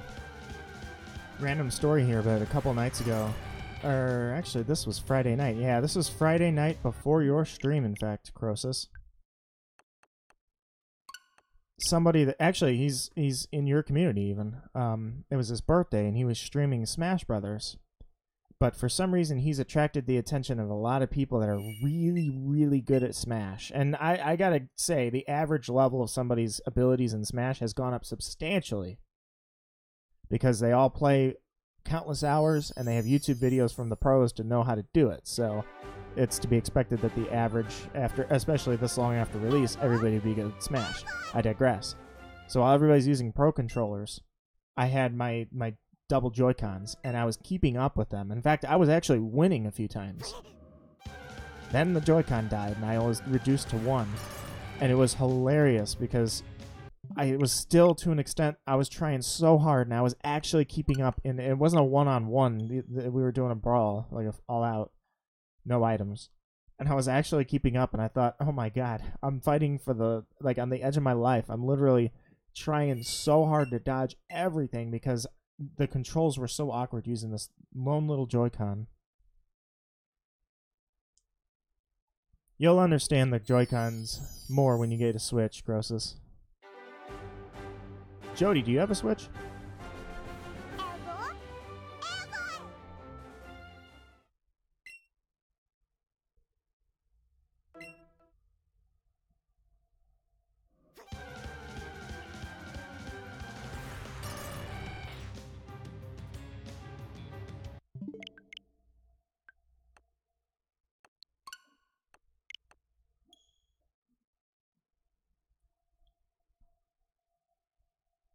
I can imagine when you're shiny hunting, because in Gen 5 they started adding shiny locks, so certain Pokemon cannot be shiny per the game code. I know that there were some shinies that certainly felt like there was a shiny lock on them. You start getting paranoid, like, wait a second. Am I wasting all my time as this thing? Like, I sympathize for anybody who didn't know about the shiny lock, because they didn't tell anybody. It just, Pokemon Black came out, Black and White. And, oh, by the way, don't bother soft resetting. The shinies, or the legendaries all have a shiny lock on them. How many hours between how many people were lost for people not knowing that? And so they're sitting there on their 10,000, 11, 12, 20,000th reset, and finally somebody says, hey, did you know the game code got cracked and there's a shiny lock on those Pokemon? RIP. No problem, though. Hey, thanks for being here, Crosus. That's awesome to see you here. Thanks for stopping by, and feel free to come back anytime if I stream in the future, and, you know, catch you for Tui.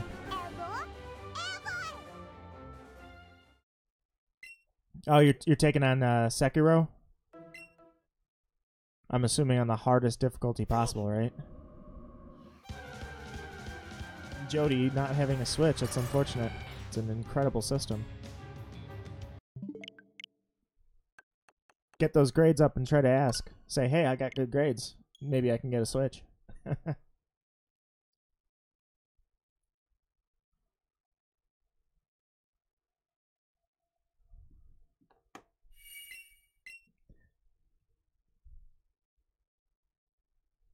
I've heard, like, I haven't seen a whole lot about Sekiro. Other than it's like a mix of Dark Souls, Bloodborne, and a lot of stress all in one. Correct me if I'm wrong.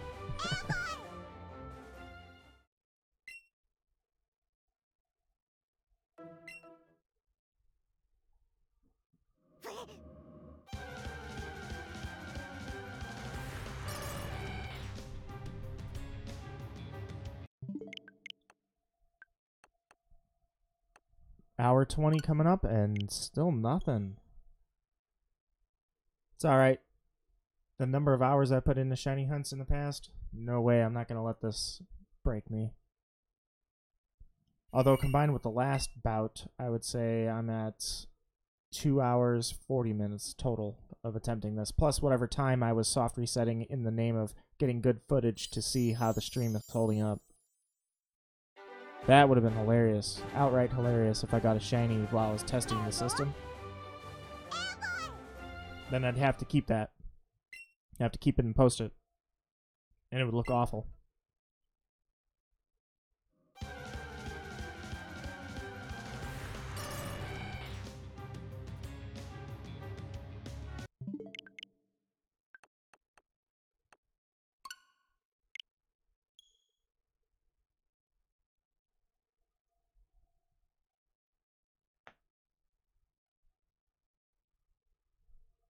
Not sure how long the Joy-Con batteries actually last, but come to think of it, I never did charge it after that Smash fiasco, whatever I want to call it, the fun Smash stream. Never did charge them, so I wonder how much of a battery I'm running on. Thankfully, you only need one Joy-Con to play the game. The other one's just sitting in the controller still. So it'll be good.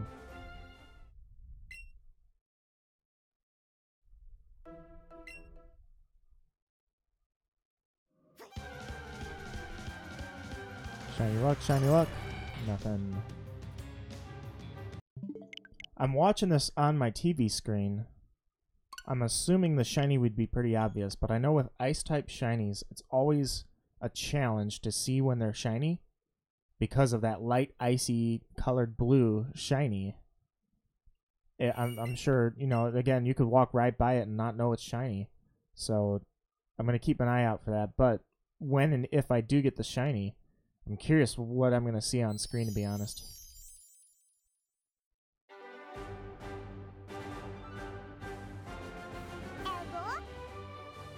Hopefully I do see it on screen, though. 2 hours in.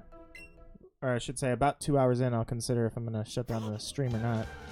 But for now, let's keep going. Where the shiny animation will start is after it yells at me, or the bird does its animation and does its cry. It'll back up, and that's where it's going to go, you know, ting, sparkle, happiness, and then I'll throw my Pokemon out. So that's really where I gotta watch.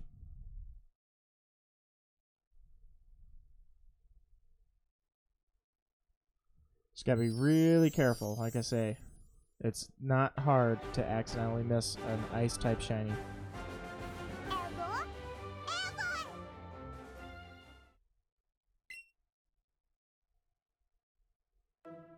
You know what? Whoever's in chat, I just pulled up. I just pulled it up because I was curious how the stream was looking, and because I have this in OBS, I had no idea. But I might need to pull YouTube back up because it looks like I actually gained a couple subscribers here. I am so sorry if I didn't say, "Hey, thanks for subscribing." I need to check out who subscribed and, you know, give you a thank you. I just want to make sure everything was running right, so I pulled it up really quick, and then I stumbled across that. Total mistake on my part. Let me see if I can pull it up real quick.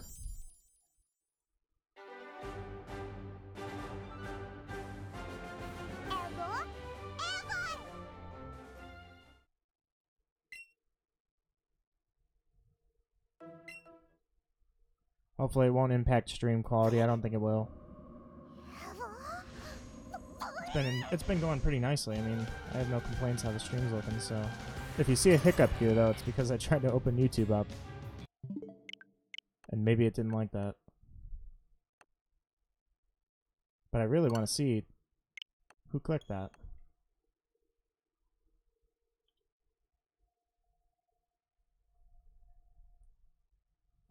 Oh, it's got nothing. I don't see anything. Well, whoever you were, absolutely thank you.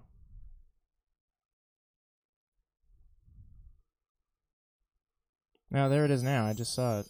Not the alert that I was looking for, but it said the encoding software had a little bit of a skip because I tried to make it do too much at once. Unfortunately, it cannot do that. That's why I think it'd be a miracle. I don't know. I think the program's probably, if it comes to like chat bots and such, probably what handles the processing on that. I don't know how much work your computer has to do to keep up scene transitions and chat bots, but I don't think it can handle that. It's a miracle I got the stream to look this way.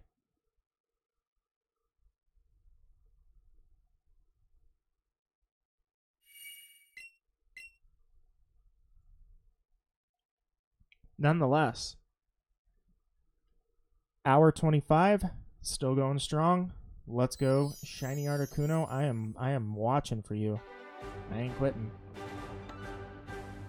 Jeremy Lindsay, welcome to the stream. Thank you for stopping by, and hopefully you will bring with you a lot of shiny luck so that I can end the stream, because it will be a tremendous success and not a 20-hour hunt.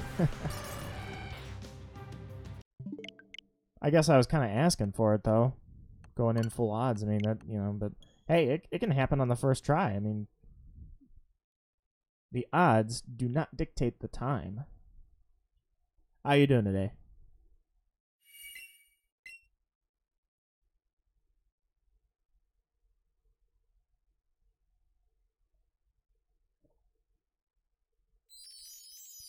Definitely have to stay well hydrated while doing this. I didn't realize how much my mouth dries out.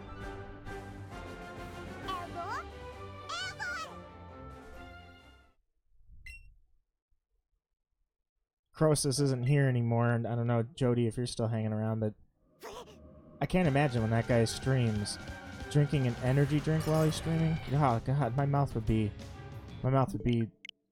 drier than the Rubal Khali Desert. It'd be horrible.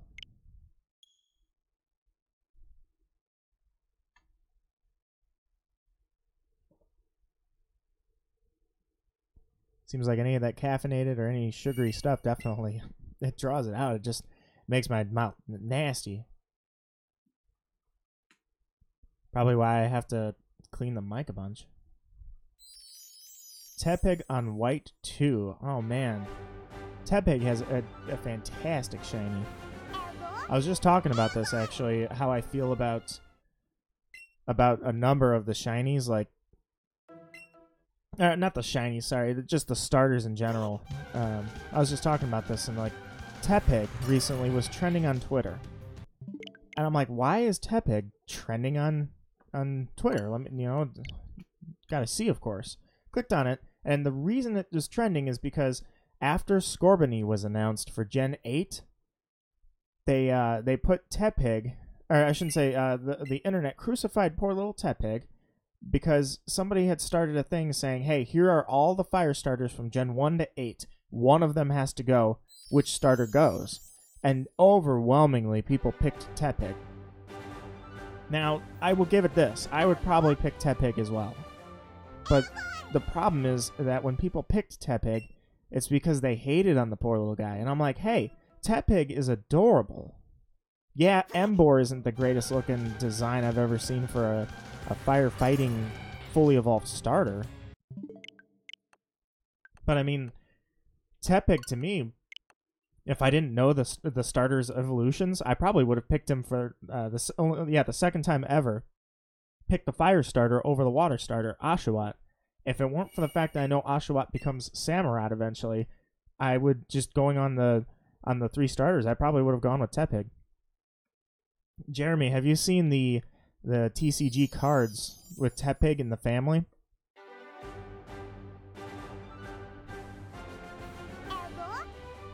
Yeah, that's awesome, Jody. Yeah, I mean, I know you work hard on your animations. And you know what? What's bad about it, too, is you never give yourself any credit for doing it. I know, for instance, that I would have to start from scratch with animation because I've never done it. But I have to imagine anybody that dives into the world of animation, finishing a first project is a giant milestone. You've had multiple projects now that you've finished. I mean, steps and steps and steps. You can't just become a master of something instantly. So you should give yourself a little bit of credit for doing that, especially when I'm sure that there's a ton of people that are in that age group that aren't working on any skills on the side, They have no skills. So absolutely pursue it and, take a victory lap when you get something done.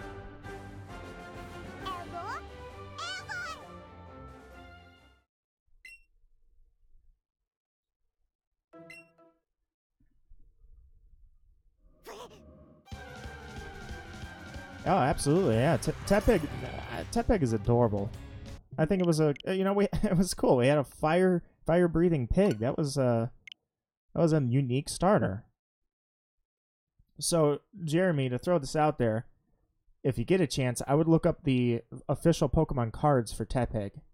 The reason is it's actually a really cool emotional journey for the cards.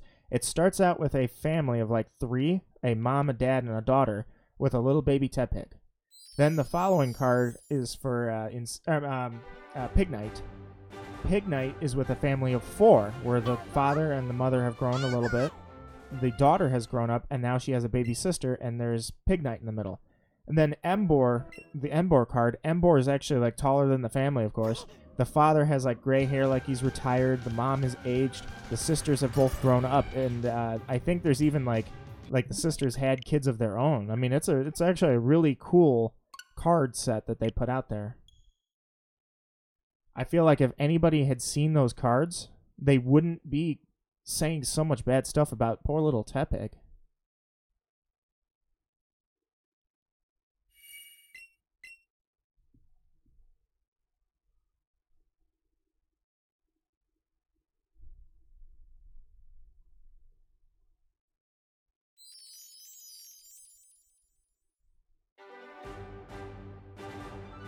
That's the hour 30 mark. Articuno, it's time to shine. Come on. Let's put this hunt away as a tremendous success. Granted, I've never had an early shiny soft resetting, unfortunately, in all these years. All those shinies, so many hours of my life I can't get back. And what do I have to show for it? Shiny legendaries that I gave to my friends because they were so jealous, and I was like on a pedestal because I could shiny hunt and they couldn't. It's all about willpower too. Yeah, those cards are awesome. Totally awesome.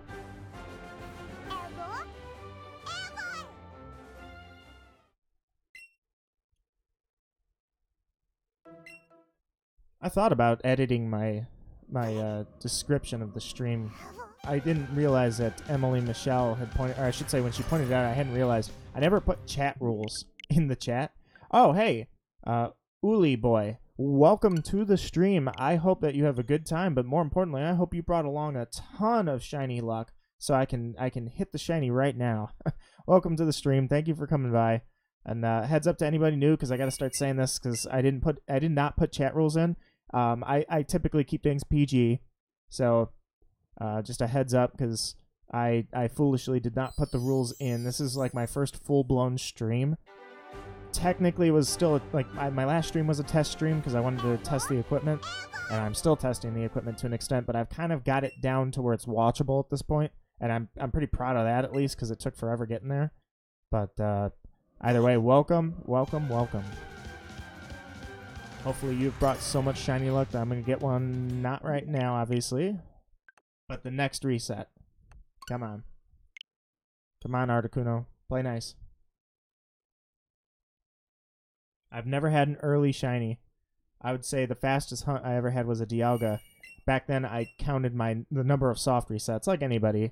I counted how many resets I was at. Granted, I'm sure that I miscounted, but still, it was like in the 900s was my quickest one.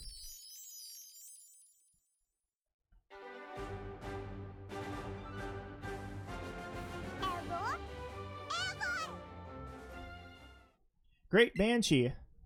Still here, man. That's awesome. I had seen you earlier, and I'm glad you're coming by. And hold on one second. Hitting the wrong button here. All right. Come on, shiny. This is it. This is it. No. I always try to... Well, I always... shiny, but let's be honest. It's like every 3 of them I go, this is the one right here. Anyway, you said in Ultra Sun and Ultra Moon, you got a shiny Groudon. That's awesome. I love that gold. That I traded to my friend so he could hunt Rayquaza, but he claims his sister lost the game cartridge before he had a chance to trade my Groudon back. Man, that is all too convenient of a story, isn't it? That is unfortunate.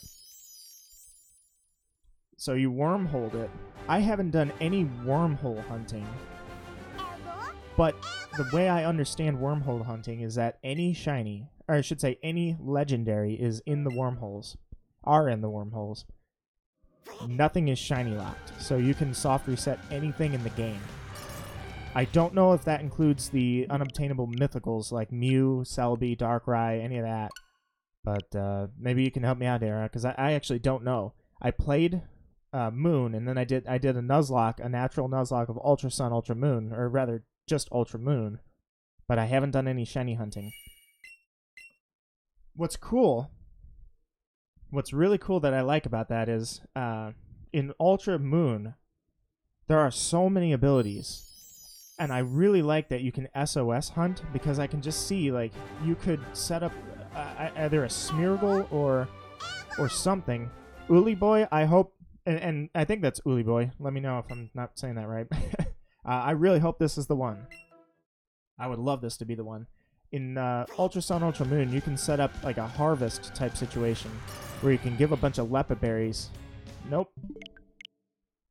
You can give a bunch of Lepa berries, I think are the PP restores Lepa berries, to the target Pokemon on the other side, the caller. And then you can synchronize your abilities so they keep harvesting, and it's really cool because you can set up an infinite chain basically to where eventually it's going to call the shiny, and it's really cool how you can just use the abilities to bounce things off like that, so you can set up the whole scenario and, you know, just bring in that shiny. But the Ultra Wormholes, that's the one I'm not familiar with.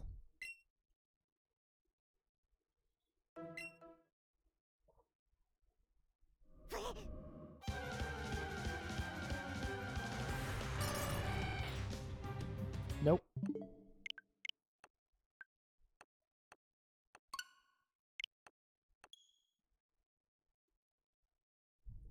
Uli Boy. Alright, well, that's why I ask. I can't assume myself to get it right. Uli Boy. Well, like I say, thanks for being here. Thanks for correcting your name for me so I can get it right. And hopefully that means I can get it right next time. I'd like there to be next time. I imagine Articuno, among all the ice-type shinies, well, most of them anyways, on a 3DS is probably... Well, I don't know. Yeah, 3DS because of the animation. I mean, the previous generations with Articuno had a much more or a less subtle animation.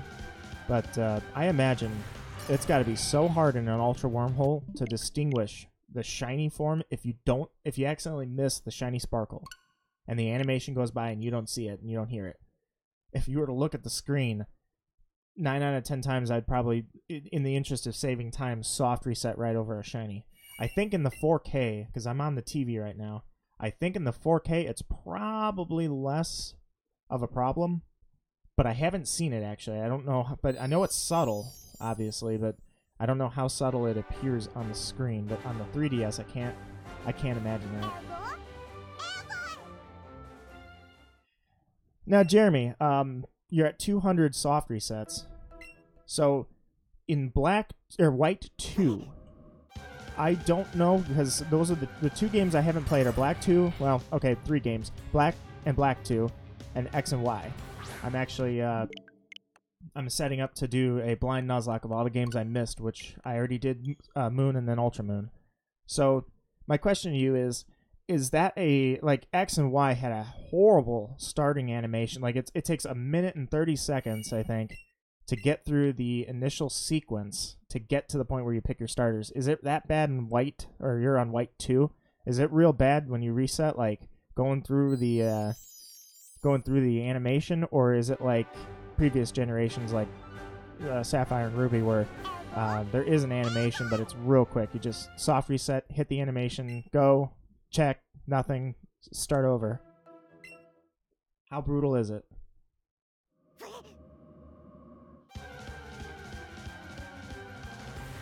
Uli Boy cannot wait for Sword and Shield. Never had a main series game because I was a kid.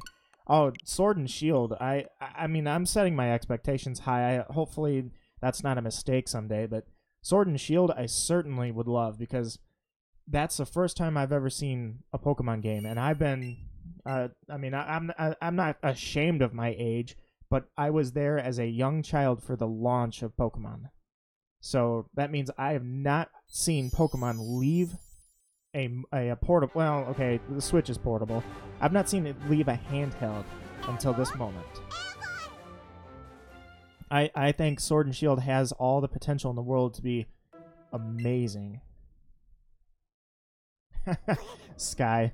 No, they're not making a game called Gun. I'm not going to fall for that. There was a magazine. Basically, it was Sword and Shield are the games, and then a magazine. Oh, it's 10 seconds, Jeremy? That's not bad at all. That's awesome. All right, more power to you, man. Here's some Ted Pig shiny luck. Obviously, I don't have much shiny luck to spare, but Here you go. Back to Sky. Yeah, I saw the joke, and it wasn't a joke. It was just some overzealous magazine, like a local style magazine or something, had published that Pokemon announced, or Nintendo announced, the new Pokemon games, except they fell for a bad meme. And instead of publishing the real Sword and Shield, they published Sword, Shield, and the third game being the green Pokemon Gun version, which is not true at all. It was just a funny meme.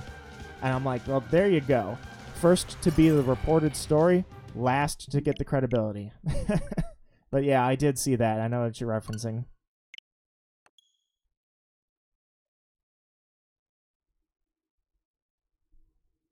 I kind of would like there to be a third game. It just feels like since Pokemon Black and White got a sequel, and again, I have not played those, but I've heard tremendous things about Black and Black 2, how the sequel is just awesome, and I can't wait to play it. X and Y never got a Pokemon Z, which it seems strange when the Pokemon is distinguished as Zygarde, especially with like the anime the way it went. It just seems weird that they never made a Pokemon Z. Then with Moon, of course, they made Ultra Moon, or Sun and Moon, they made Ultra Sun, Ultra Moon. And that, I enjoyed the game. It's just, I definitely would not want them to do that again. I don't even like that they did that in the first place. Here's the story that we told. Never mind, we change our minds. Here's a different game that we made different because we had a better idea. It's almost like they rebooted the game a year after they made it. I don't want to see that again. Sword and Shield, if they made a third one, like Pokemon Scepter, let's just throw that out there, you know, like his Sword, Shield, I don't know, maybe Lance, you know, there's a million things you could do. It seems like that would be cool if they want to get back on the trend of making the third game. Although it depends how much they choose to pursue Let's Go, because Let's Go would catch up on revamping the third game as a Let's Go brand. Which, of course, is why I am all for another Let's Go game. Because if they do it, it would be a revamped or a reboot of Crystal version, and that would be awesome.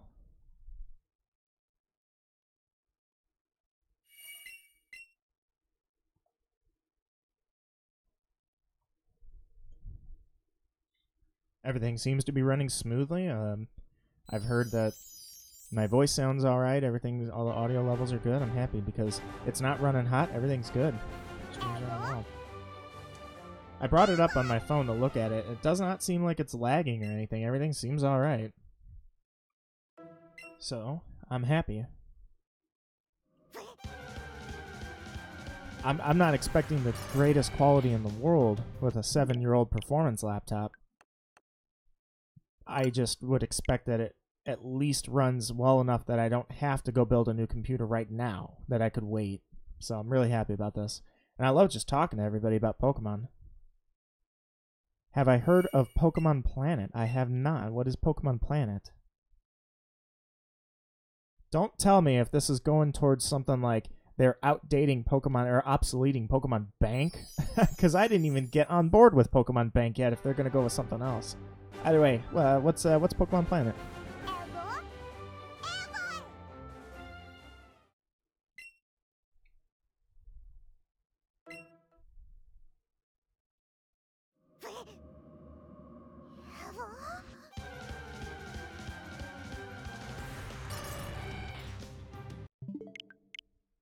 Dice Player.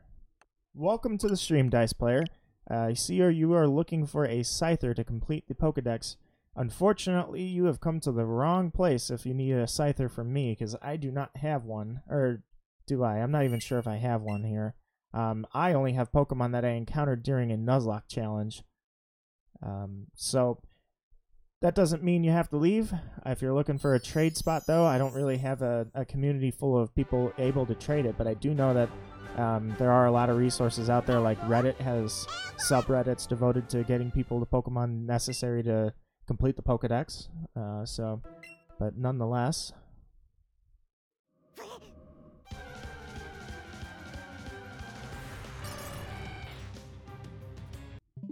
That's fine. You can ask the chat. Absolutely. If they have one. I'm assuming you mean Let's Go. Let's see. Uli Boy says it's a third-party game that has Kanto to Unova. Oh, is that like Poke 1? Remember when Poke 1 last year came out? I think they shut it down, to be honest, but it was an MMO of Pokemon that was a fan game. Is it similar to that?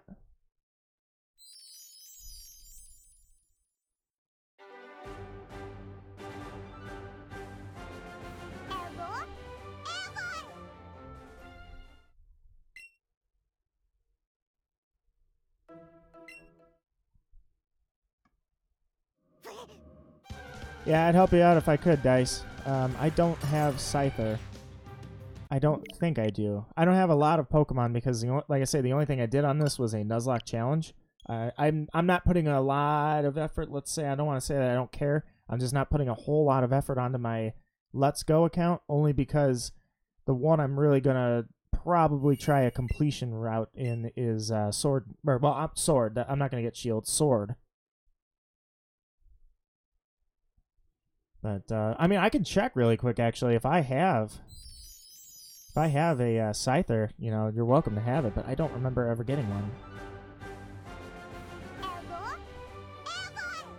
Well, thank you, Jody. I appreciate that. That's awesome. It really shows devotion when you have no idea what I'm doing and you're here.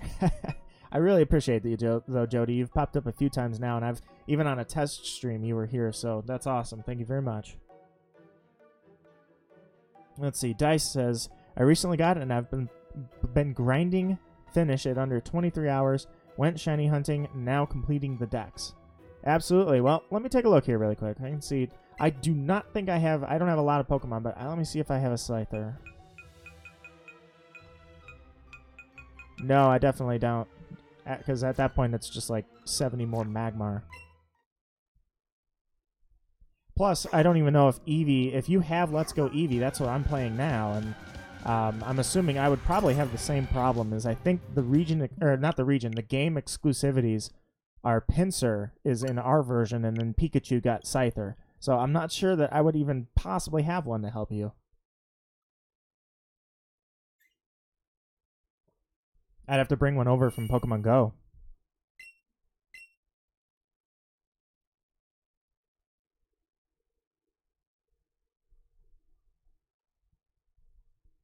Hey, no problem, man. Oh, sorry. I assumed. I just said man. Nonetheless, yeah, it's Let's Go Pikachu. I had a feeling. So that means we probably have Pinsir, and the Pikachu people have Scyther.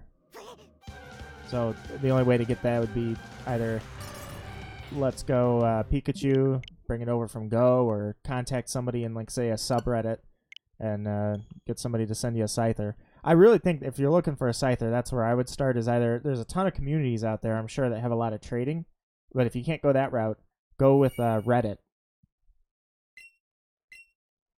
Especially since on Reddit, when they're completing the Pokedex, they do not require that you send them anything valuable. It's a no-loss situation. Although that's my disclaimer, since I'm telling you to go do that. Don't let yourself get scammed. If they tell you that they'll help you complete it by switching and then trading back, and they tell you, like, give me your shiny Mewtwo and I'll trade you a Scyther and then we can trade back, don't do that. I do not condone scamming through trading. Or getting scammed.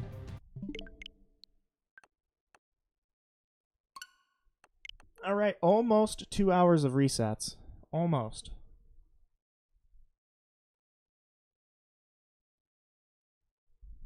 Well, if you'll excuse me for probably about 2 minutes, I did not set up a be right back screen, so I will just manually say that I'm going to walk away for a moment. I will be right back.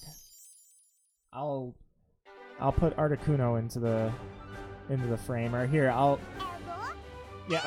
wish you didn't learn it the hard way. There's so many people out there that are just looking to scam. I'm sorry to hear that. So here, if anything spawns in the water and it's shiny, you can watch me miss it. I'll be right back.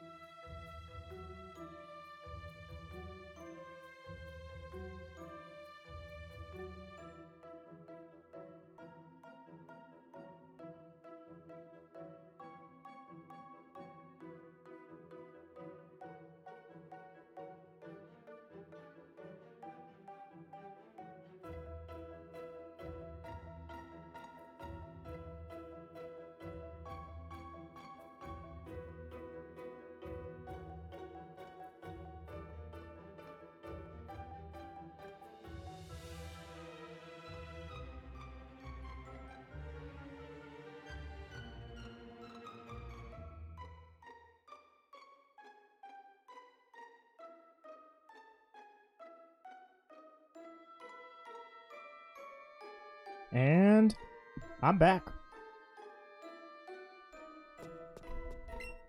Oh, there's no spawns in the water? Well, guess I don't have to worry about that. Well, certainly you ever have the existential fear here, I use that term loosely, that you muted, or that I muted the game audio instead of the mic audio. Just a secret fear in the back of my mind. Thankfully that was not the case, so I am back.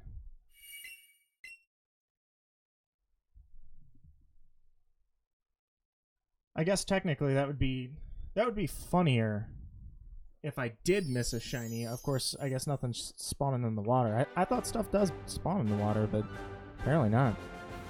It'd probably be funnier if I missed a shiny than if I actually did have a shiny spawn and, you know, saw it and ran for the controller.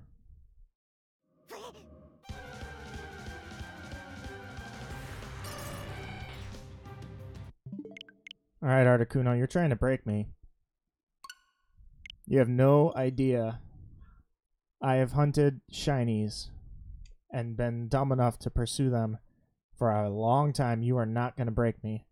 But I am 2 hours in, plus the last one that was an hour and a half, plus about a half hour for the test streams, or the little nuggets, if you will. So I'm pretty well into the 4-hour range at this point. That's nothing, Articuno. That's nothing.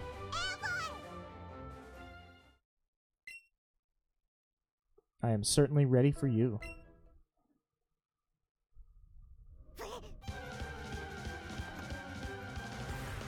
But I definitely have learned for future streams a few lessons and a few little things that people have pointed out that I can add and make the stream better.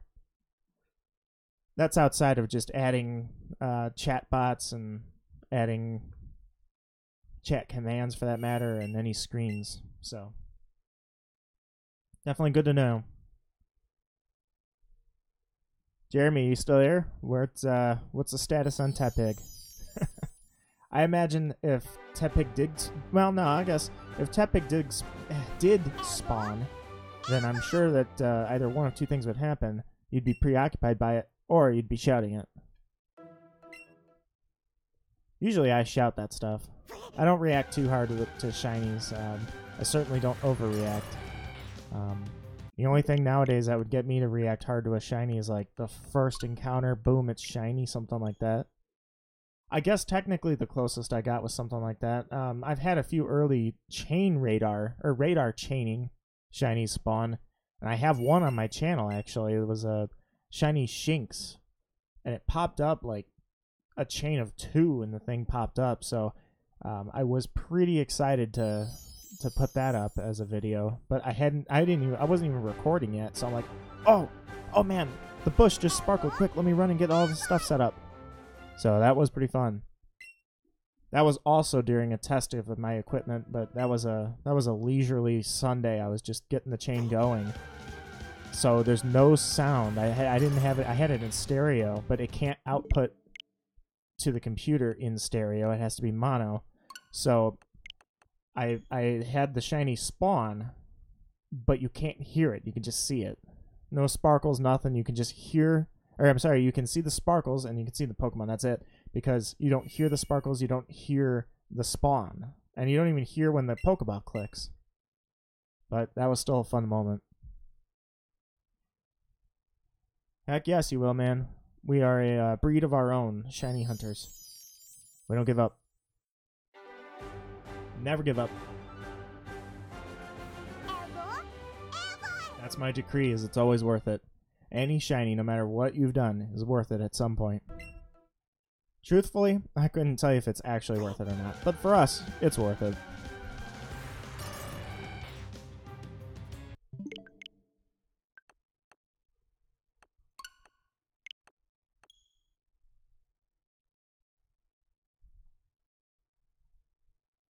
Ready for you, Articuno.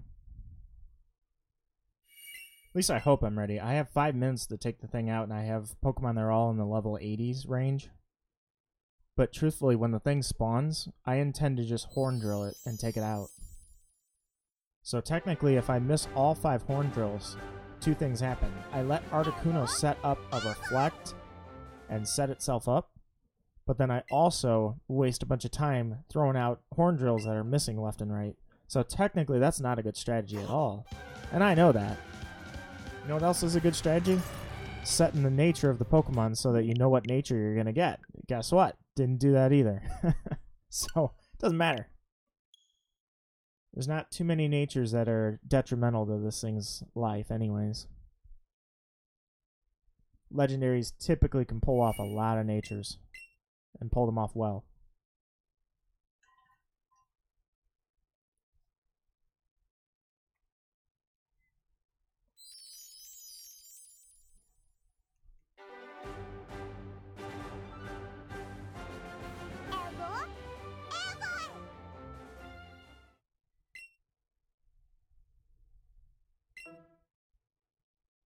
One thing I guess I haven't shouted out, because I definitely do appreciate, and I know that I know a few of the people that have done it, is hitting like on the stream, because I really do appreciate you guys doing that. Obviously, you don't have to, but you did anyways, and I never thanked you. Now, 2 people, Emily and Kroos, Kroos is gone for the night, I think. I know that if I had to take a guess, they definitely were some of them, so I'll thank them later for stopping by, but everybody else, thank you guys for doing that.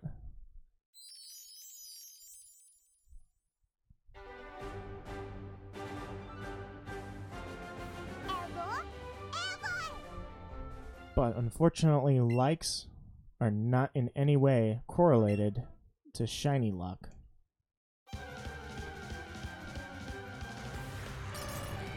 And the string continues of soft resets. Now, technically, I could have probably counted how many resets I'm at, but on average, I can know how many I'm at just based on how long it takes for the animation to go through for an encounter.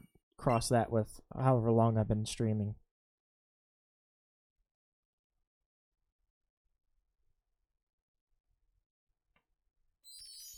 I definitely somewhat agree, Jeremy. Shinies have had a little bit, and we just talked about this a little bit ago, actually. Yeah, shinies are easier. I mean, if they weren't, they would not have doubled the odds in Gen 6. But to each their own. There's been methods throughout the years, starting in Gen 2, that caused eggs to be like a 1 in 30 chance of being shiny. So, you know, you're giving your take on many fronts. Now, the chain fishing you're talking about in X and Y, I'm not 100% sure about that.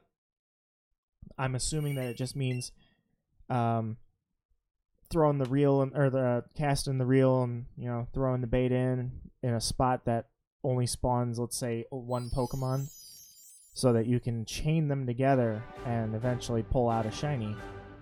That's been around since Platinum, I believe. That's an interesting method for sure, because yeah, maybe it is easy to get the shiny, but at the same time, it's pretty kind of fun. You know, it's kind of creative how many shiny hunting methods there are out there.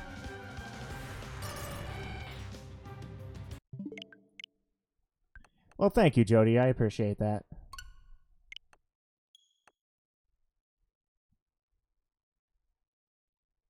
Likes are nice for me because it's a feedback. It sees if I'm even doing anything good as a shiny hunter. If the stream is good, people don't like it, they usually dislike it. And like or dislike aside, that also helps promote the stream. So maybe it'll pop up and somebody will see it and come in and they'll actually enjoy my company and like it. So that's there's a lot of good side effects that come from hitting like or dislike. But with 5 likes, that tells me that as critical as I've been of the quality of the stream is not reflected in how people look at me, because the stream is still fine. Everything's fine. Still getting stuff done if you look at just soft resetting 1,000 times when every soft reset is independent of the next. So technically, I haven't gotten anything done in 2 hours, but I've had a good time. Hopefully you have too. Basically, it's just a stream of me rambling and talking about Pokemon with you guys.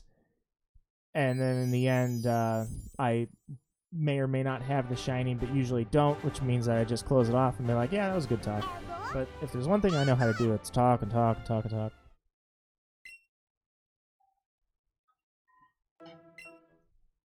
Well, there goes my water. My cup was full, now it's empty.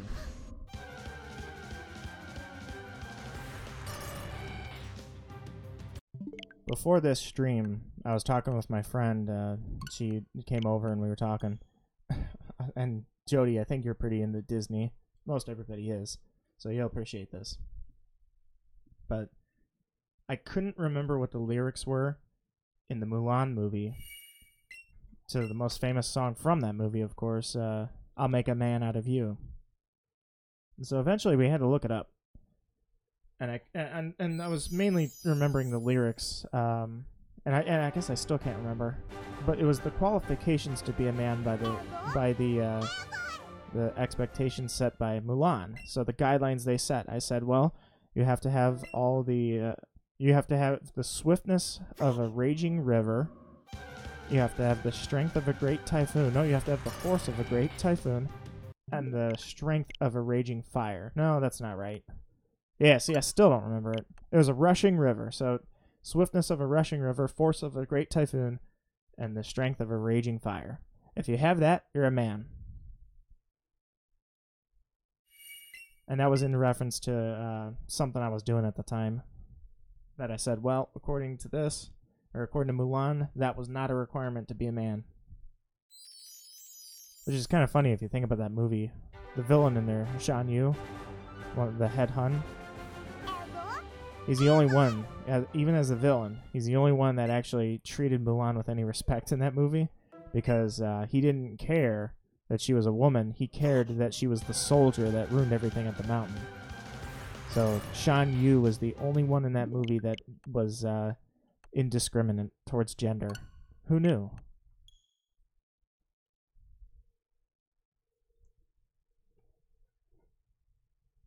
But that was my random conversation right before the stream. So that hopefully shows you too that I can talk about other things outside of Pokemon. Pokemon doesn't quite rule my life. It's pretty close though. It's pretty close. I will give it that. And honestly, that's not true either, because like I said to Sky earlier, Skyheart Demon, if I were to actually battle anybody who knows Pokemon competitively, knowing that I was competitive a decade ago, I would be washed probably pretty instantly. And even to the casual players, which of course I don't care if you're casual or competitive, a good battle is a good battle. But even casuals would probably wipe me because I would be trying to read stuff that's not there and try to anticipate things or not know what moves do. Missing Gen 5 and Gen 6, there was a lot I missed. I mean, hidden abilities, for instance, forget it. I still don't even know how to breed a hidden ability. I haven't tried, so that's number one, but I'm not sure how to breed a hidden ability. I think it's random, to be honest. You don't breed a hidden ability. I think you have to have a parent Pokemon in Sun and Moon that has the hidden ability, but if it passes to the Pokemon or not is completely random. I don't think it's based on gender or anything. It's just random, so good luck breeding a 6IV Pokemon with the correct hidden ability and the correct nature. It'll be a little too crazy.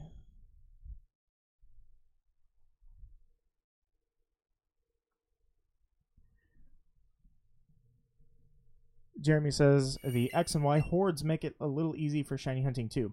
Yeah, I was mentioning that earlier. Sun and Moon brings... Well, oh, no. You're talking hordes, actually. That's when 5 Pokemon show up, not just call for backup like the SOS method. I'm assuming that it would function, because I've only seen this a couple of times, where they call 5 Pokemon. And as long as you have a ridiculous over-leveled Pokemon, it shouldn't be any problem to knock out the 5 Pokemon and get the target.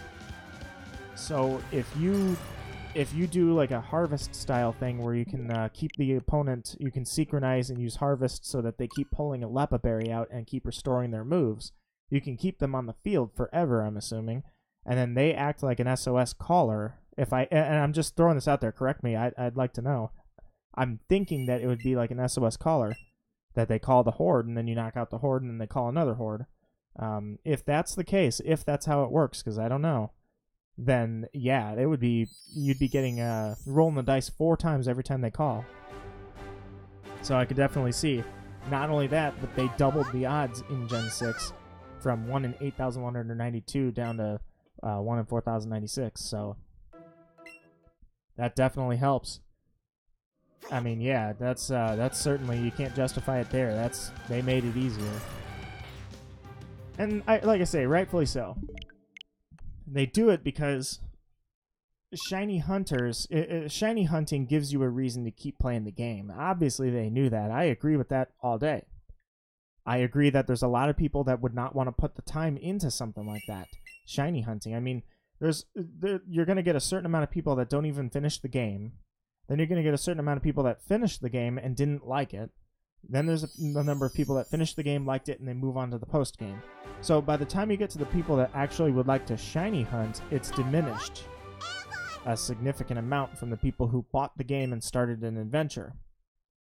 So when they increase the odds and help get you more shinies and add methods to it and advertise them, just like in Pokemon Go, where the community days are actually a straight up advertisement, a reason for you to play is get your hands on a shiny now. They are actively promoting that shiny Pokemon should be a goal, versus, say, back in Gen 2 when it was a super secret society of people that figured out that if you do certain methods or throw enough hours at something, you might pick up another shiny. So I don't disagree with them making it easier. However, you could argue maybe that the value of a shiny's gone down just a touch. No, Jeremy says just use Sweet Scent to roll the chance 5 times and run until you get one. Oh, that's hilarious. So it's like 5 random encounters at once. You just have to use Sweet Scent? That's amazing. And it makes sense, I guess. Sweet Scent, that's what the move does. So that's not even, like, you don't even have to set up a team, or I should say, yeah, usually a shiny team, you only need like 2 or a good Smeargle. You don't have to set up anything. You can just use Sweet Scent until one pops up. So yeah, that's pretty easy, considering the odds are 1 in 4,000, and who knows, shiny charms. I don't know if a shiny charm means that you got in Sun and Moon, for instance, and that would be 800 Pokemon, minus, because you got to take out the mythicals like Mew. So minus the event ones, to get the shiny charm, do you have to get 800 Pokemon and complete the Pokedex? Or do you just have to get the regional dex finished, so you get all the Alolan Pokemon?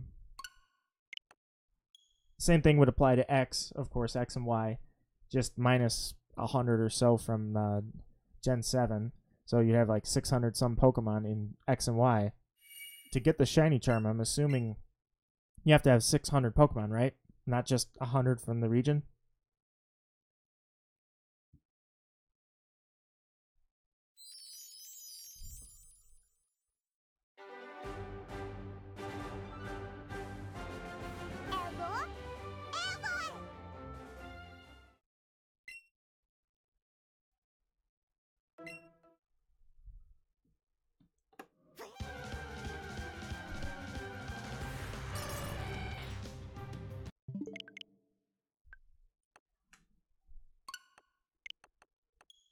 Alright, Articuno.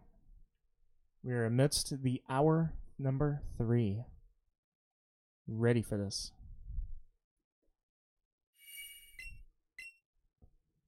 Just about. Well, at least they make you earn that charm. Completing the Pokedex is not a quick feat. Maybe in Let's Go it is, I'll give it that. I didn't complete it, I guess, so I can't really say too much about that, how easy it is to complete it, because I have 83 Pokemon. But I have 83 Pokemon, which is over half, and all I did was a Nuzlocke. Considering that some Pokemon are unobtainable in the game, and I'd have to port them from either Pokemon Go or trade with somebody, then I would say the shiny charm in Let's Go is probably the easiest shiny charm that you can get. And I guess it's cool that they put that in there. I wouldn't shame anybody just because they're using the shiny charm. I don't think that's a bad thing. It's just kind of interesting that that was the thing that they put on there. It's like, I don't know. I think if I were a game developer for Pokemon, that would be the perfect idea, honestly. I think they executed that fine. Because the idea is not to make it easier or devalue shinies, although, yeah, it kind of does. It's going to devalue it as long as there are more shinies out there than there used to be. If you take every single game that's in existence and count the number of shiny Pokemon of a species, technically you could argue it's devalued as long as there are more of them around. But then again, shiny Pokemon don't function like a car. It doesn't just devalue over time, or increase in value for that matter. But I think they made a good call, rewarding you with the shiny charm for the Pokedex. Because the idea was to bring more people into the world of shiny hunting. And they did that. They certainly did. There are more shiny hunters now than ever. So props to them for doing that. That said, I've rejected their shiny charm. I told them that I don't need it.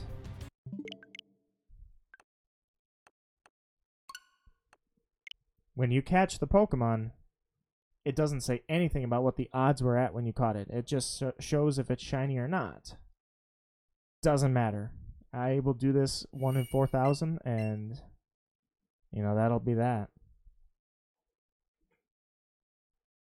My odds may not be as high, but in the end, it's non-zero that I could pull one in a minute, and maybe I won't see a shiny forever.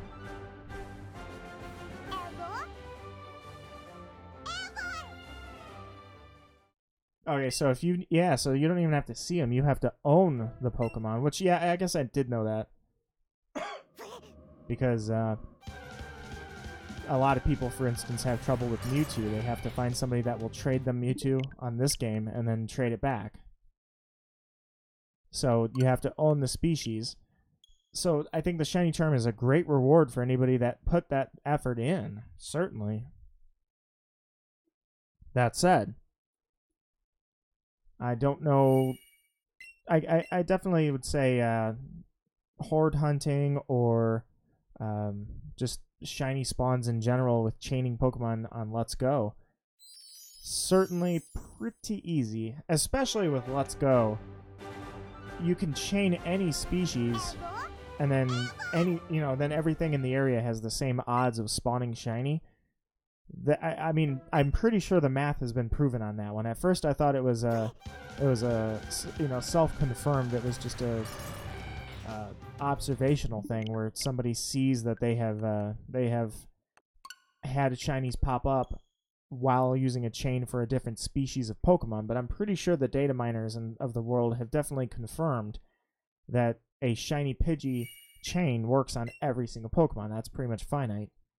That is where I thought they added it too much when it comes to the world of shiny hunting. That's too easy.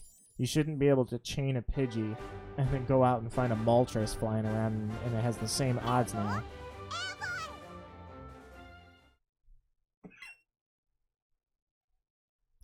I don't know about X and Y.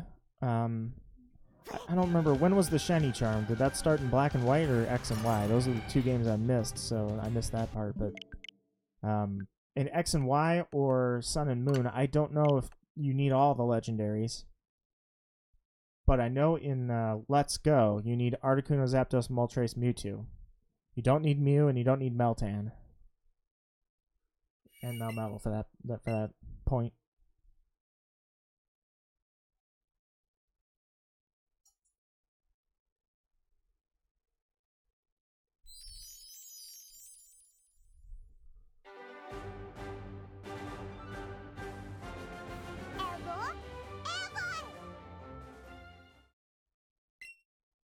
Alright.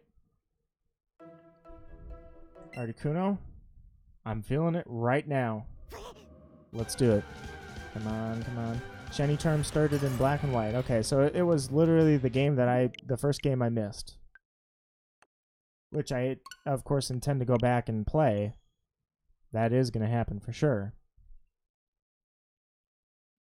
but that's where the shiny charm started.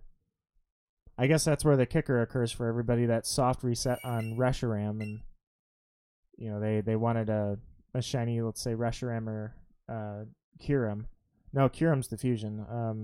Oh boy, drawing a blank here. Reshiram, and the other one is... Wow, that's an easy one too, and I can't remember its name. I'm telling you, these late night things. But when they shiny locked them, I questioned for the first batch of people that started soft resetting for that. What was the way they figured out that it was shiny locked? How did they figure that out? Because I fear that there are a few people out there that probably lost a ton of time soft resetting for a shiny that was shiny locked. And again, to my knowledge, nothing was ever put out there into the world saying that those Pokemon were shiny locked. That had to be mined up and discovered by the people, not Pokemon.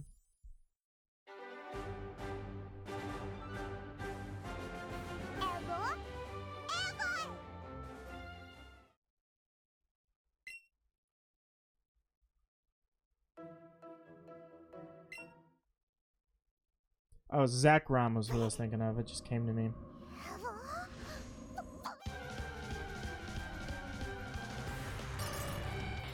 So anybody that shiny hunted for Reshiram and Zekrom at the start, like when Black and White just came out, oh man, that had to be terrible. Imagine 30,000 soft resets to find out that it's shiny locked and you'll never be shiny. Now, I think they went back on that, though, because with wormholes, you can shiny hunt. Yeah, I'm positive with shiny wormholes. I'm sorry, with wormholes, not shiny wormholes. With wormhole hunting, nothing is shiny locked, so you can get all the legendaries that were shiny locked in previous games and the current one. So, I know, like, for instance, they shiny locked the Tapus, I think. Tapu Koko, Bulu, Lele, Feeny, they're all shiny locked. I don't know if you can get those in a wormhole or not. Again, I haven't done wormhole hunting. But if you can, then technically they would be unlocked and you can get the shiny form. I think that's how it works.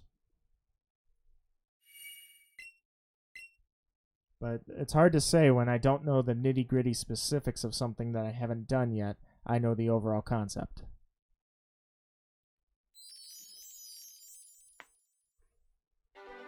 Problem is, I don't see myself doing a lot of wormhole hunting, only because at this point I'm probably going to focus more on getting ready for Sword and playing Sword and enjoying Sword than I would on, say, going back, checking on the wormhole method and trying to complete the Pokedex for a shiny charm in a game that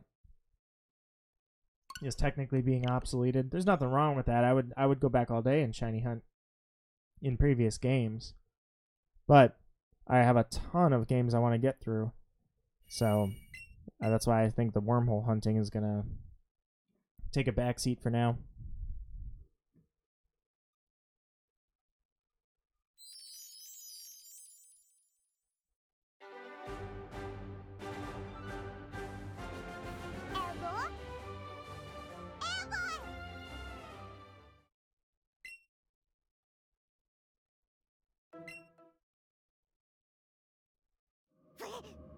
$281 resets. All right, man, keep going, keep going. I'm almost at 2.5 hours of shiny hunting for this little Articuno. I don't know how much longer I'm gonna go. Haven't decided.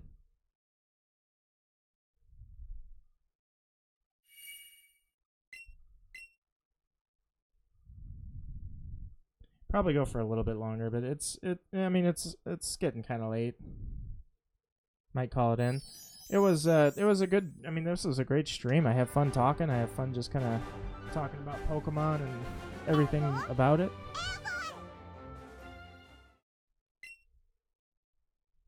Nobody ever got back to me about the whole Mulan thing. But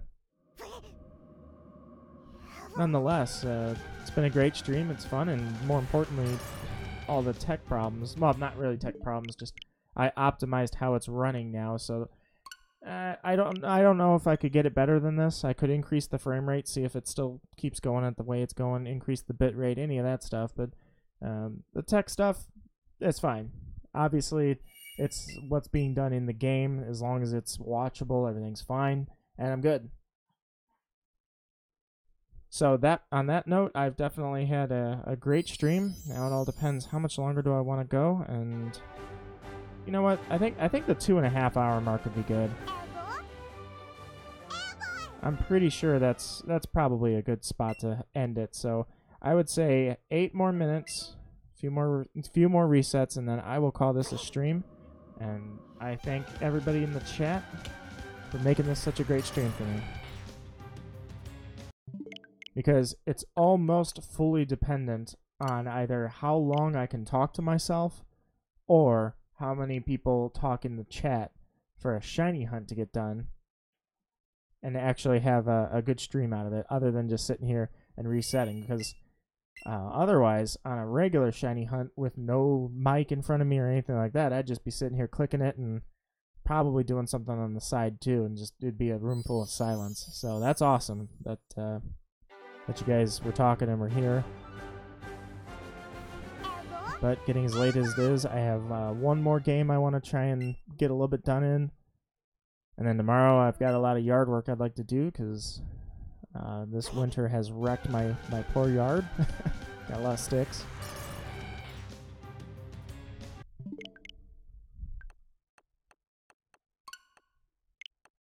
But if something were to happen right now and Articuno were to shine, now that would make an amazing end to the stream. Fortunately, stuff like that only happens, well, it happens, just not to me.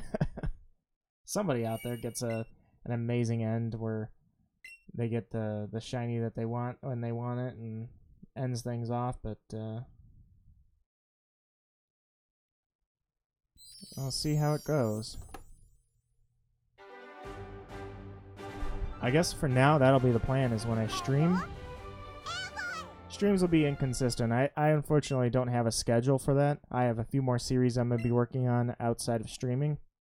But whenever I do stream, it'll be an Articuno stream until it shines. And then after that, I'll move on to the other birds, I guess. That seems like a good... That's about as much consistency as I'm going to get in the schedule. Between work and how... work, sometimes I'm putting in more hours than I intended to, and you know, I'm coming home and there's a lot to do, so I don't know how consistent the streams will be, but hopefully hopefully in the future I'll put out more notice than say, hey, in 10 minutes I'm live. Hopefully I'd like to think I can do better than that. Jody says, well, thanks to you, I just finished the animation. 265 frames. Should be up tomorrow. Awesome. Thanks to me, I helped you do it. I absolutely feel that was totally me doing a lot of work on that. Jeremy said magic shiny luck. I spawned the shiny before I read that, but nonetheless, unfortunately there was no magic shiny luck for me on that one. Sometimes I wonder if I'm out of shiny luck. A thing that clearly doesn't exist, yet feels so much like it does. I used to brag that I thought I had really good shiny luck, but since the age of the internet, I shouldn't say the age of the internet. That makes me sound like I was alive before the internet. Since social media and channels took off and people post their shinies, and I see them, my luck for the last 20 years or 18 years, I'd say, that's what I say on my channel anyways, 18 years of shiny hunting. My luck has been average.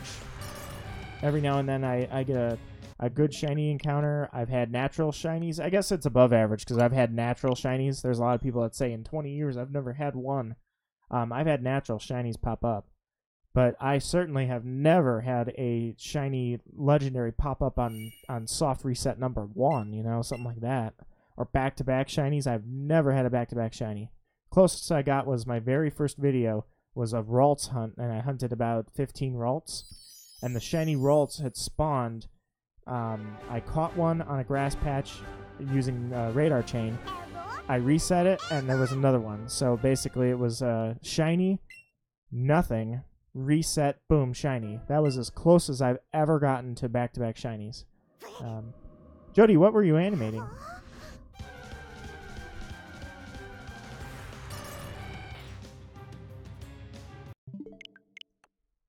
Couple more resets, and then that'll be it. Especially since you finished the animation, Jody. That seems like a good time to cut off the stream.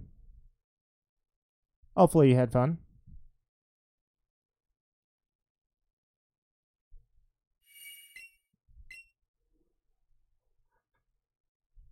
Try to make it as fun as I can. It's like a giant discussion for me, like I say, and I enjoy talking and talking and talking and talking. God knows I enjoy that.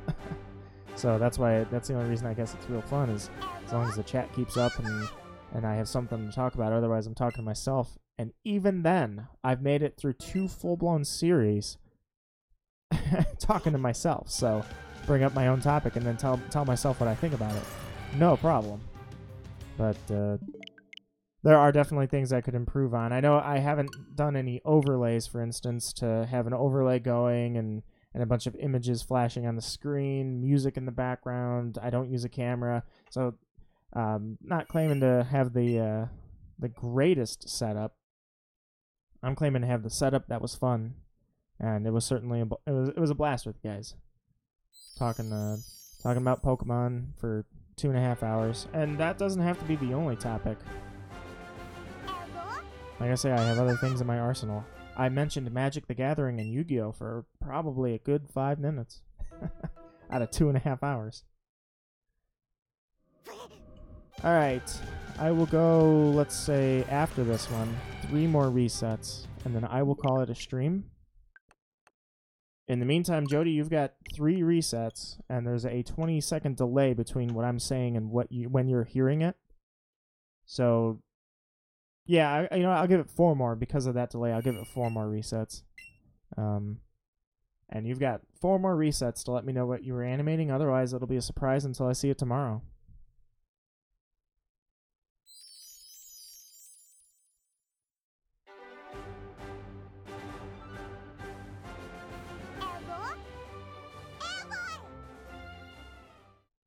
Absolutely, I agree 100%. Thanks for saying that, Jeremy. I don't need fancy things to have a good stream. I just need my computer to broadcast it correctly. That's the only fanciness I need. Is I don't want a bunch of skipped frames.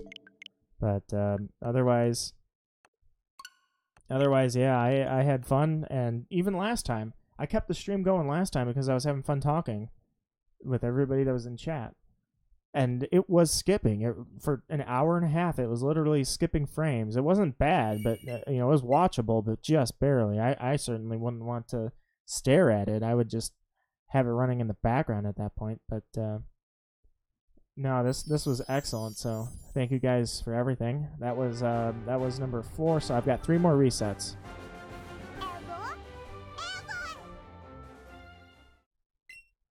And everybody that popped by. There was Uli and Jeremy, Jody, Crosus, Emily, Skyheart Demon. This is 3. And then going on number 2, and then finally 1, it'll be out. So 2 more. Catch you later, Jeremy. Hey, I appreciate that, man. I'm glad that you enjoyed yourself. I'll catch you around. And good luck on Tepig. While it's a known fact that we won't give up until the shiny is caught, I wish you luck so that you don't have to spend too much time on it. Even if it is full odds or not. Although technically I just assumed, although you did confirm it, that you were doing the starter as a shiny. Technically it could have been a bred shiny. Alright, here's 2. Alright, coming up right here, last one. This is my last encounter. Last thoughts. It was great. This is my first official stream, and I say official because I actually planned it out. It wasn't just a test stream that I planned on streaming for 10 minutes and maybe a half hour, and then I turned it into an hour-long thing. No, this was fully planned, 2.5-hour stream, and I appreciate everybody coming out. That was awesome, because I had people to talk to. So I got to share my shiny hunt, and while the results, unless this is going to happen right here, the results may not have been there, but certainly the time was great. So I'll let the animation go all the way. Oh, Fat Raikage popped in at the time that I was getting ready to cut it off, man. Well, I better let this animation go. Yeah, I forgot to catch you on Discord. You were here last time too, and I appreciate that. You know what? I guess that, you know what? I'll go one more. Because I was just about to cut it off, man. I've been going for 2.5 hours. I had a great time, great discussions. But Fat Raikage and I probably talked for a good hour and a half last time. Like, you were 90% of the reason I kept that going. So, sorry we don't get to talk this time, but it's getting late. I got a few things I want to do, and then that is that. But, hey, Sky. I didn't know if you left or what you were doing. I didn't want to call you out and be like, hey, are you still there? Because I'm not going to obligate you to be here, obviously. I wouldn't obligate anybody. So, yeah, actually, I'd like to see a response before. I don't want to just cut you off, man. I want to... Alright, you know what? I've said it like 3 times now, but I swear, this is the final reset. Oh, I'm sorry to hear that, Sky. I really want you to feel better. If you can get to sleep, I would definitely recommend getting to sleep. I wouldn't want you to feel like you're staying up. Hopefully you're not staying up for me. But hopefully you can get to sleep, because that's the last thing you need. But thank you guys for showing up. Raikage, like I say, I'll catch you on Discord. But sorry that, yeah, you popped up at the end of the stream. So... I'll go. This is it. My final reset. That is a hard rule at this point. There's no malleability to it at all. I'll play the full animation, and I've been falling asleep all day. I'm sorry I missed your stream, by the way. Hey, no worries. No need to apologize for that, man. I'm really glad you kept me in mind and came by anyways. It's always a good time with you, and I appreciate it for as much as I can say. I mean, looks like I don't have a shiny. I absolutely appreciate it. No, don't feel obligated at all. It's fine. So, that said, I had a great time talking with everybody. It was awesome, and I definitely am going to do it again. I'm going to probably shiny hunt. This thing will be... I don't have a schedule. I said that a few times. I don't really have a schedule when I'm going to do it, but I'm going to shiny hunt this thing on stream for as much as I can anyways. So, and then when I get it, I'll move on. So, with that, thank you very much, anybody that showed up. I appreciate it always. I thank you for the likes. I thank you for the conversation. I thank you for just being in good company in general. And that is it. So, humble and proud. I am Nito Marquis. Farewell, and have a good night, everybody.